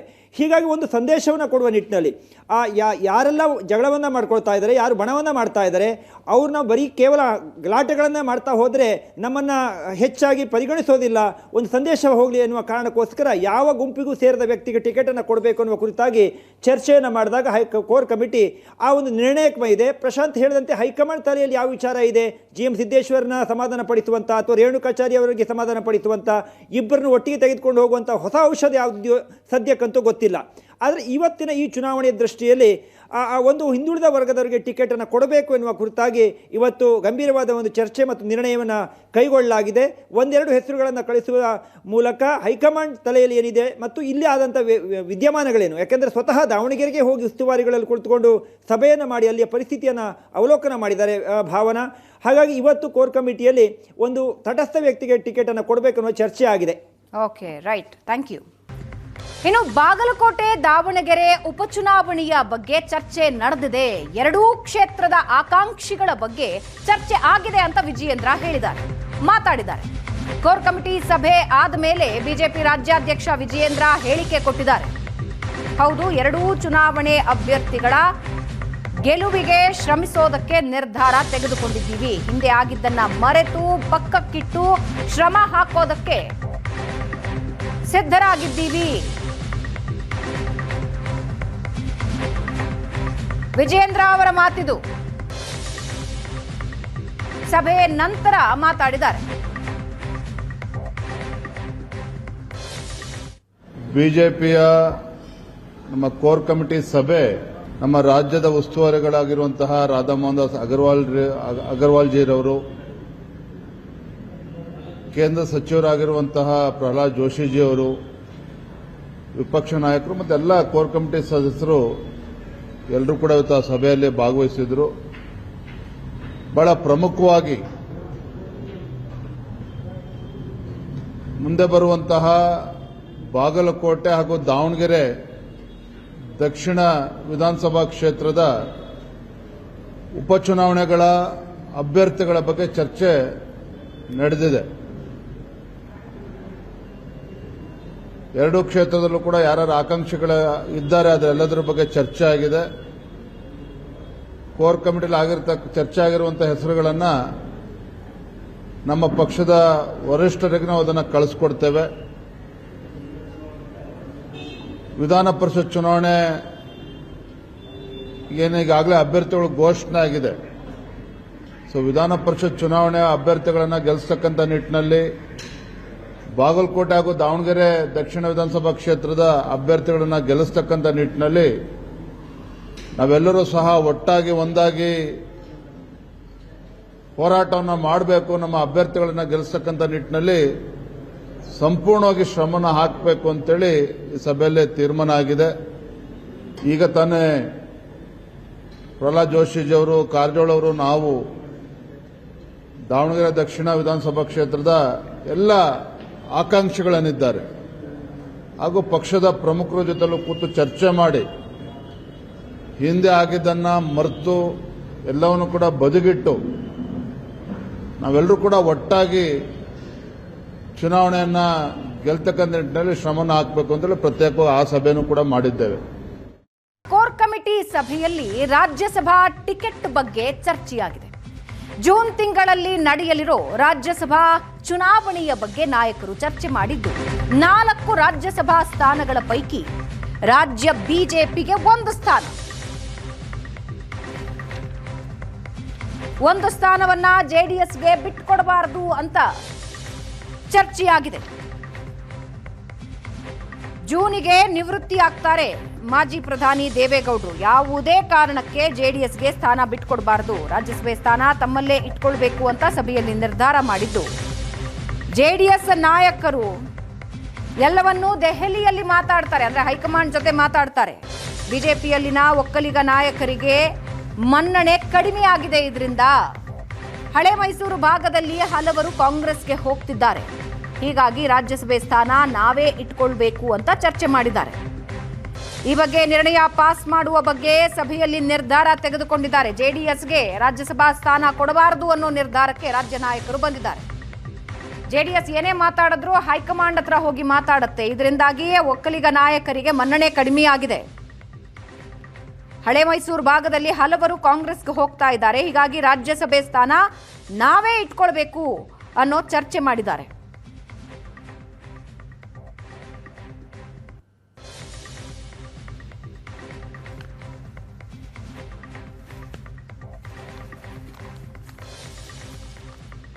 ಈ ಬಗ್ಗೆ ಮಾತನಾಡೋದಕ್ಕೆ ರವಿ ಶಿವರಾಮ್ ಮತ್ತೊಂದ್ಸಲ ಲೈವ್ ನಲ್ಲಿ ಜಾಯ್ನ್ ಆಗ್ತಾ ಇದ್ದಾರೆ. ರವಿ ಶಿವರಾಮ್, ರಾಜ್ಯಸಭಾ ಸ್ಥಾನ ಶತಾಯಗತಾಯ ನಮ್ಮಲ್ಲೇ ಉಳಿಸ್ಕೊಡ್ಬೇಕು ಅಂತ ರಾಜ್ಯ ನಾಯಕರು ಮಾತಾಡ್ತಾ ಇದ್ದಾರೆ ನಿಜ, ಆದ್ರೆ ಅದನ್ನ ಹೈಕಮಾಂಡ್ಗೆ ಕಮ್ಯುನಿಕೇಟ್ ಹೆಂಗ್ ಮಾಡ್ತಾರೆ? ಜೊತೆಗೆ ಏನ್ ಚರ್ಚೆ ಆಗಿದೆ ನಾಯಕರ ಮಧ್ಯೆ? ಅಲ್ಲ, ಕಮ್ಯುನಿಕೇಟ್ ಮಾಡೋದು ವಿಚಾರ ದೊಡ್ಡದಲ್ಲ ಭಾವನಾ, ಆದರೆ ಕಮ್ಯುನಿಕೇಟ್ ಮಾಡಿದ ವಿಚಾರವನ್ನು ಜಾರಿಗೆ ತರ್ತಾರೆ ಹೈಕಮಾಂಡ್ ಅನ್ನೋದು ಪ್ರಶ್ನೆ ಇರೋದು. ಯಾಕೆಂದರೆ BJP ಮತ್ತು JDSನ ಮೈತ್ರಿ ಆಗುವಂಥ ಸಂದರ್ಭದಲ್ಲಿಯೇ ರಾಜ್ಯದ ಬಹುತೇಕ ನಾಯಕರುಗಳಿಗೆ ಆ ಒಂದು ಮೈತ್ರಿಯ ಬಗ್ಗೆ ಒಲವಿರಲಿಲ್ಲ, ಇಷ್ಟ ಇರಲಿಲ್ಲ. ಆದರೆ ಕೇಂದ್ರ ಮಟ್ಟದಲ್ಲಿ ನರೇಂದ್ರ ಮೋದಿಯವರು, ಅಮಿತ್ ಶಾ ಅವರು, ದೇವೇಗೌಡರು, ಕುಮಾರಸ್ವಾಮಿ ಅವರು ಕೈಗೊಂಡ ನಿರ್ಣಯವನ್ನು ರಾಜ್ಯ ನಾಯಕರುಗಳು ಒಪ್ಪಿದರು. ಅದಾದ ಬಳಿಕ ಇತ್ತೀಚೆಗೆ BJP ಮತ್ತು JDS ಸಮವಾಗಿ ಸಂಘಟನೆಯಲ್ಲಿ ಒಂದು ಕೆಲಸಗಳನ್ನು ಮಾಡ್ತಾ ಇದೆ. ಹಳೆ ಮೈಸೂರು ಭಾಗಕ್ಕೆ ಬಂದಾಗ BJPಗೂ ಕೂಡ ಕಳೆದ ಲೋಕಸಭಾ ಚುನಾವಣೆ ಇರ್ಬೋದು, ಕಳೆದ ವಿಧಾನಸಭಾ ಚುನಾವಣೆಯಲ್ಲಿ ಹೆಚ್ಚಿನ ಮತಗಳನ್ನು ಪಡೆದಿದ್ವು. ಹೀಗಾಗಿ ಅಲ್ಲಿಯ ಸ್ಥಳೀಯ ನಾಯಕರುಗಳಿಗೆ ಭಾವನಾ, ನಾವು ಕೂಡ ಬೇರುಗಳನ್ನು ಗಟ್ಟಿ ಮಾಡ್ಕೊಳ್ತಾ ಇದ್ದೇವೆ, ನಾವೆಲ್ಲವನ್ನು JDSಗೆ ಬಿಟ್ಟುಕೊಟ್ರೆ ನಮ್ಮ ಪಾರ್ಟಿ ಕತೆ ಏನು ಎನ್ನುವಂಥ ಪ್ರಶ್ನೆಯನ್ನು ಸ್ಥಳೀಯ ನಾಯಕರು ಮಾಡ್ತಾ ಇದ್ದಾರೆ. ಹಾಗಾಗಿಯೇ ಪ್ರೀತಮ್ ಗೌಡರು ಮತ್ತು ಕೆಲವು JDS ನಾಯಕರ ನಡುವೆ ಆಗಾಗ ನೇರವಾಗಿ ವಾಕ್ಸಮರಗಳು, ಒಂದಿಷ್ಟು ಚರ್ಚೆಗಳು ಆಗ್ತಾ ಇದ್ದಾವೆ. ಈಗ ರಾಜ್ಯಸಭಾ ಚುನಾವಣೆ ಎದುರಾಗ್ತಾ ಇದೆ. ಅದರಲ್ಲಿ BJPಗೆ ಒಂದು ಸ್ಥಾನ ಸಿಗತ್ತೆ ಸಂಖ್ಯಾಬಲದ ಆಧಾರದ ಮೇಲೆ. ಅದು ಜೂನ್ನಲ್ಲಿ ಚುನಾವಣೆ ಇದೆ ಭಾವನಾ. ಆ ಸಂದರ್ಭದಲ್ಲಿ ದೇವೇಗೌಡರನ್ನ ಮತ್ತೊಮ್ಮೆ ರಾಜ್ಯಸಭೆಗೆ ಕಳಿಸಬೇಕು ಎನ್ನುವಂಥ ಚರ್ಚೆಯನ್ನು ಮತ್ತು ಯೋಚನೆಯನ್ನು BJP ಹೈಕಮಾಂಡ್ ಕೂಡ ಮಾಡಿದೆ ಎನ್ನುವಂಥದ್ದು ಮೂಲಗಳ ಮಾಹಿತಿ. ಆದರೆ ರಾಜ್ಯ BJP ನಾಯಕರುಗಳಿಗೆ ಇಲ್ಲಿರುವಂಥ ಗ್ರೌಂಡ್ ರಿಪೋರ್ಟ್ನ ರಿಯಾಲಿಟಿಯನ್ನು ಅರ್ಥ ಮಾಡ್ಕೊಂಡು ಕೋರ್ ಕಮಿಟಿಯಲ್ಲಿ ಇವತ್ತು ಚರ್ಚೆ ನಡೆಸಿದ್ದಾರೆ ಎನ್ನುವಂಥ ಮಾತುಗಳನ್ನು, ಮೂಲಗಳ ಮಾಹಿತಿಗಳನ್ನು ಕೊಡ್ತಾ ಇದ್ದಾವೆ ಭಾವನಾ. ಈ ಬಾರಿ ರಾಜ್ಯಸಭೆಗೆ ಬಿಜೆಪಿ ಟಿಕೆಟನ್ನು ಇಟ್ಕೊಳ್ಬೇಕು. ಹೈಕಮಾಂಡ್ ಯಾವ ತೀರ್ಮಾನವನ್ನು ಮಾಡುತ್ತೋ ಮಾಡಲಿ, ಆದರೆ ನಾವಂತೂ ಗಟ್ಟಿಯಾಗಿ ಹೈಕಮಾಂಡ್ಗೆ ಒಂದು ಸಂದೇಶವನ್ನು ಕಳಿಸಬೇಕು. ಸ್ಥಳೀಯವಾಗಿ ಪಾರ್ಟಿಯ ಕಾರ್ಯಕರ್ತರು ಏನೇನು ಬಯಸ್ತಾ ಇದ್ದಾರೆ, ಸ್ಥಳೀಯ ನಾಯಕರುಗಳು ಏನೇನು ಬಯಸ್ತಾ ಇದ್ದಾರೆ, ಎಲ್ಲವನ್ನ JDSಗೆ ಬಿಟ್ಕೊಡ್ತಾ ಹೋದಾಗ ಆಗುವಂಥ ಸ್ಥಿತ್ಯಂತರಗಳೇನು, ಅದು ಸಂಘಟನೆ ಮೇಲೆ ಯಾವ ಪರಿಣಾಮ ಬೀರುತ್ತೆ ಅನ್ನುವಂಥ ಒಂದು ಚರ್ಚೆಯನ್ನು ಇವತ್ತು ಕೋರ್ ಕಮಿಟಿಯಲ್ಲಿ ಮಾಡಿದ್ದಾರೆ. ಆದರೆ ತಾವು ಹೇಳಿದಂತೆ ಹೈಕಮಾಂಡ್ಗೆ ಯಾವ ರೀತಿ ಕಮ್ಯುನಿಕೇಟ್ ಮಾಡ್ತಾರೆ, ಹೇಗೆ ಕಮ್ಯುನಿಕೇಟ್ ಮಾಡ್ತಾರೆ ಹೇಳೋದಕ್ಕಿಂತ ಯಾಕೆ ಮತ್ತು ಯಾರು ಈ ವಿಷಯ ತಿಳಿಸೋರು ಯಾರು, ಹೈಕಮಾಂಡ್ ಜೊತೆ ಕೂತ್ ಮಾತಾಡೋರು ಯಾರು ಅನ್ನೋದು ಪ್ರಶ್ನೆ ಈಗಿರೋದು. ಇಲ್ಲ, ಇವತ್ತಿನ ಉಸ್ತುವಾರಿಯಾಗಿರುವಂಥ ರಾಧಾಮೋಹನ್ ಅಗರ್ವಾಲ್ ಅವರ ಸಮ್ಮುಖದಲ್ಲಿಯೇ ಈ ಚರ್ಚೆ ಆಗಿದೆ. ಅಂದರೆ ಇದು ಕೇವಲ ಒಂದು ವ್ಯಕ್ತಿಗೋಸ್ಕರ ಅಲ್ಲ, ಅಥವಾ ಪೂರ್ತಿ ಸಂಘಟನೆಯ ವಿಚಾರಕ್ಕೆ ಸಂಬಂಧಪಟ್ಟಂತೆ ಇವತ್ತು ಕೋರ್ ಕಮಿಟಿಯಲ್ಲಿ ಚರ್ಚೆ ಆಗಿದೆ. ಹಾಗಾಗಿ ಆದರೆ ತಾವು ಹೇಳಿದಂತೆ ಈಗ ದೇವೇಗೌಡರ ಹೆಸರೇ ಮುಂಚೂಣಿಯಲ್ಲಿದೆ, ಅವ್ರನ್ನ ಮತ್ತೊಮ್ಮೆ ಕಳಿಸ್ಕೊಳ್ಬೇಕು, ರಾಜ್ಯಸಭೆಗೆ ಕಳಿಸಬೇಕು ಅನ್ನುವಂಥ ಒಂದು ಆಸಕ್ತಿ ಸ್ವತಃ BJP ಹೈಕಮಾಂಡ್ಗೂ ಕೂಡ ಇದೆ ಅನ್ನುವಂಥ ಚರ್ಚೆ ರಾಜಕೀಯ ವಲಯದಲ್ಲಿ ಆಗ್ತಾ ಇದ್ದಾವೆ. ಬಿಕಾಸ್ ಅಲ್ಲಿ ದೇವೇಗೌಡರು ಬಹಳ ಪ್ರಧಾನಿ ನರೇಂದ್ರ ಮೋದಿ ಅವ್ರಿಗೆ ಆಪ್ತರು. ಹಾಗಾಗಿ ದೇವೇಗೌಡರು ಏನೇ ಇದ್ರೂ ಕೂಡ ನೇರವಾಗಿ ಪ್ರಧಾನಿಯವ್ರ ಜೊತೆಯೇ ಚರ್ಚೆಯನ್ನು ಮಾಡ್ತಾರೆ. ಇದು ರಾಜ್ಯ BJP ನಾಯಕರುಗಳಿಗೆಲ್ಲೋ ಸ್ವಲ್ಪ ಇರಿಸು ಮುರುಸಾದಂತೆ ಕಾಣ್ತಾ ಇದೆ. ಇಲ್ಲಿಯ ಒಕ್ಕಲಿಗ ಸಮುದಾಯದ ನಾಯಕರಿರ್ಬೋದು ಅಥವಾ ಇನ್ನಿತರ ನಾಯಕರುಗಳಿಗಿರ್ಬೋದು. ಹೀಗಾಗಿ ಹೈಕಮಾಂಡ್ ಯಾವ ನಿರ್ಣಯವನ್ನು ಮಾಡುತ್ತೆ, ದೇವೇಗೌಡರು ಮತ್ತೊಮ್ಮೆ ರಾಜ್ಯಸಭೆಗೆ ಹೋಗ್ತಾರಾ ಅಥವಾ BJPಯಿಂದ ಸದಾನಂದ ಗೌಡರು ಕೂಡ ಆಸಕ್ತಿಯನ್ನು ಹೊಂದಿದ್ದಾರೆ ಎನ್ನುವಂಥ ಮಾಹಿತಿ ಇದೆ. ಅವರಲ್ಲಿ ಯಾರಿಗೂ ಅವಕಾಶ ಸಿಗುತ್ತಾ ಕಾದು ನೋಡಬೇಕಾಗಿದೆ. ಭಾವನಾ. ಎಸ್, ಧನ್ಯವಾದ ರವಿ. ಇನ್ನು ವಿಧಾನಸಭೆಯಲ್ಲಿ ಮೈತ್ರಿ ಸಿಎಂ ಗೊಂದಲದ ಬಗ್ಗೆ ಸ್ವಾರಸ್ಯಕರ ಚರ್ಚೆ ಆಯಿತು. ರಾಜ್ಯದಲ್ಲಿ ಮತ್ತೆ ಕಾಂಗ್ರೆಸ್ ಅಧಿಕಾರಕ್ಕೆ ಬರೋದಿಲ್ಲ ಅಂತ ಸಿದ್ದು ಸವದಿ ಹೇಳಿದ್ರು. ಬಿಜೆಪಿ JDS ಅಧಿಕಾರಕ್ಕೆ ಬಂದ್ರೆ ಸಿಎಂ ಆಗೋದು ಯಾರು? ಸದನದಲ್ಲಿದ್ದ ಬಿಜೆಪಿ ನಾಯಕರ ಕಾಲೆಳೆದಿದ್ದಾರೆ ಪ್ರಿಯಾಂಕ್ ಖರ್ಗೆ. JDSನವರು ಕುಮಾರಸ್ವಾಮಿ ಸಿಎಂ ಆಗ್ತಾರೆ ಅಂತಿದ್ದಾರೆ. HDK ಸಿಎಂ ಆದ್ರೆ ಬಿಜೆಪಿಯವರ ಹಣೆ ಬರಹ ಏನು ಅಂತ ಪ್ರಶ್ನೆ ಮಾಡಿದ್ದಾರೆ. ಈ ವೇಳೆ ಮಧ್ಯಪ್ರವೇಶಿಸಿದ ಬಿಜೆಪಿ ಸದಸ್ಯ ಸುನಿಲ್ ಕುಮಾರ್, ರಾಜ್ಯದಲ್ಲಿ ಬಿಜೆಪಿಯೇ ಅಧಿಕಾರಕ್ಕೆ ಬರುತ್ತೆ, ಬಿಜೆಪಿಗರೇ ಸಿಎಂ, ನಿಮ್ಮ ಸಿಎಂ ಬದಲಾಗ್ತಾರೋ ಇಲ್ವೋ ಅದನ್ನ ಹೇಳಿ ಅಂತ ಸುನಿಲ್ ಕುಮಾರ್ ಹೇಳಿದ್ದಾರೆ. ಸುನಿಲ್ ಕುಮಾರ್ ಬದಲಿ ಪ್ರಶ್ನೆ ಮಾಡಿದ್ರು.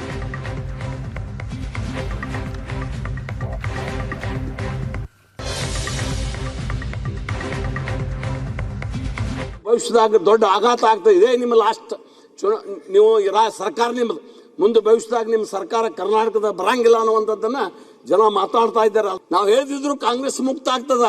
ಈಗ ಕರ್ನಾಟಕ ಸರ್ವೆ ಏನ್ ಹೇಳ್ತದೆ, ಯಾಕಂದ್ರೆ JDS ಅವ್ರು ಏನ್ ಹೇಳ್ತಾ ಇದಾರೆ, ಕುಮಾರಸ್ವಾಮಿ ಅವರು ಮುಖ್ಯಮಂತ್ರಿ ಆಗ್ತಾರಂತ. ಯಾರು ಮಾಡ್ತಾರಂತ?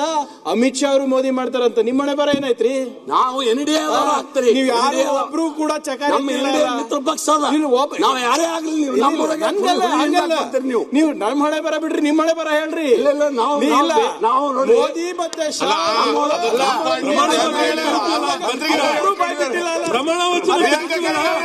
ಅಲ್ಲೇ ಹೇಳ್ರಿ, ಬಂದಾಗ ನೋಡಿ ಯಾರಾಗಿರ್ತಾರೆ ಅಂತ ನೋಡಿ. ಕುಮಾರಸ್ವಾಮಿ ಪ್ರಮಾಣ ವಚನ ಕರಿತೀವಿ, ಪ್ರಮಾಣ ವಚನ ಬಂದಾಗ ಮುಖ್ಯಮಂತ್ರಿ ಅಂತ ನೋಡಿರಂತೆ. ಬಂದಾಗ ನೋಡ್ರಿ, ಬಂದಾಗ ನೋಡಿ ಪ್ರಮಾಣ ವಚನ ತರ್ತಾರೆ ನೋಡಿ. ಬನ್ನಿ ತೋರಿಸಿ. ಈಗಲೇ ಯಾರು ಮುಖ್ಯಮಂತ್ರಿ ಅಂತ ಫೈನಲ್ ಮಾಡ್ಕೊಳ್ಳಿ. ಸ್ನೇಹಿತರಿದ್ದಾರೆ, ಯಾಕೆ ಗೊತ್ತಾ? ಅವ್ರಿಗೆ ಹೇಳಿ ಕುಮಾರಸ್ವಾಮಿ ಸಿಎಂ ಆಗೋದಿಲ್ಲ, DKC ಅವರು ಡೆಲ್ಲಿಗೆ ಹೋಗೋದು, DKC ಅವರು ಡೆಲ್ಲಿಗೆ ಹೋಗೋದು, ಇಲ್ಲಿ ಶಾಸಕರಿಗೆ ಊಟ ಕೊಡೋದು. ಯಾರು ಮುಖ್ಯಮಂತ್ರಿ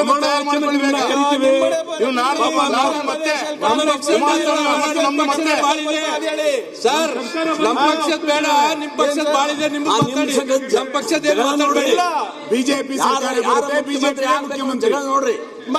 ಕೇಳಿಲ್ಲ ನಿಮಗೆ ನಾನು ಹೇಳ್ತಿದ್ದೀನಿಲ್ಲ, ಬಿಜೆಪಿ ಮುಖ್ಯಮಂತ್ರಿ ಇಲ್ಲಿ ಹೇಳೋದು ಪ್ರಯೋಜನ ಇಲ್ಲ. ಈಗ ನಿಮ್ಮಲ್ಲಿ ಯಾರು ಮುಖ್ಯಮಂತ್ರಿ ಆಗ್ತಾರೆ ಅಂತ ಹೇಳಿ ಇವರೇ ಇರ್ತಾರ, ಮುಂದುವರಿತಾರಲ್ಲ ಅಂತ ಹೇಳಿ 28ರಲ್ಲಿ ಬಿಜೆಪಿನೇ ಮುಖ್ಯಮಂತ್ರಿ. ಮಧ್ಯಪ್ರಾಚ್ಯ ಮಹಾಯುದ್ಧ 14ನೇ ದಿನ ಕೂಡ ಮುಂದುವರೆದಿದ್ದು, ಇರಾನ್ ಹೊಸ ಸುಪ್ರೀಂ ಲೀಡರ್ ಮುಸ್ತಫಾ ಖಮೇನಿಗೆ ಗಂಭೀರ ಗಾಯ ಆಗಿದೆ. ಇಸ್ರೇಲ್ ದಾಳಿಯಲ್ಲಿ 2 ಕಾಲುಗಳನ್ನ ಕಳೆದುಕೊಂಡಿದ್ದಾರೆ ಮುಸ್ತಫಾ ಖಮೇನಿ. ತೆಹರಾನ್ನ ರಹಸ್ಯ ಸ್ಥಳದಲ್ಲಿ ಚಿಕಿತ್ಸೆ ಪಡಿತಾ ಇರೋ Mustafa Khamenei, Ali Khamenei target ಮಾಡಿದ್ದ ದಾಳಿಯಲ್ಲಿ ಮುಸ್ತಫಾ ಖಮೇನಿಗೆ ಗಾಯ ಆಗಿತ್ತು. ಫೆಬ್ರವರಿ 28ನೇ ತಾರೀಕೆ ಅಲಿ ಖಮೇನಿ ಟಾರ್ಗೆಟ್ ಮಾಡಿ ಇಸ್ರೇಲ್ ದಾಳಿ ಮಾಡಿತ್ತು. ಗಂಭೀರವಾಗಿ ಗಾಯಗೊಂಡು ಕೋಮಾಗೂ ಜಾರಿದ್ದ ಮುಸ್ತಫಾ ಖಮೇನಿ ಯುದ್ಧ ಆರಂಭವಾದ ನಂತರ ಬಹಿರಂಗವಾಗಿ ಎಲ್ಲೂ ಕಾಣಿಸಿಕೊಂಡಿಲ್ಲ. ನಿನ್ನೆ ಮುಸ್ತಫಾ ಲಿಖಿತ ಸಂದೇಶನ ಪ್ರಸಾರ ಮಾಡಿತ್ತು ಇರಾನ್. ಆ ಲಿಖಿತ ಸಂದೇಶನೇ ಮಾಧ್ಯಮಗಳಲ್ಲೂ ಕೂಡ ಪ್ರಸಾರ ಆಗಿತ್ತು. ಅಲಿ ಖಮೇನಿ ಹತ್ಯೆಗೆ ಪ್ರತೀಕಾರ ತೆಗೆದುಕೊಳ್ತೀವಿ ಅಂತ ಲಿಖಿತ ಸಂದೇಶ ರವಾನೆಯಾಗಿತ್ತು.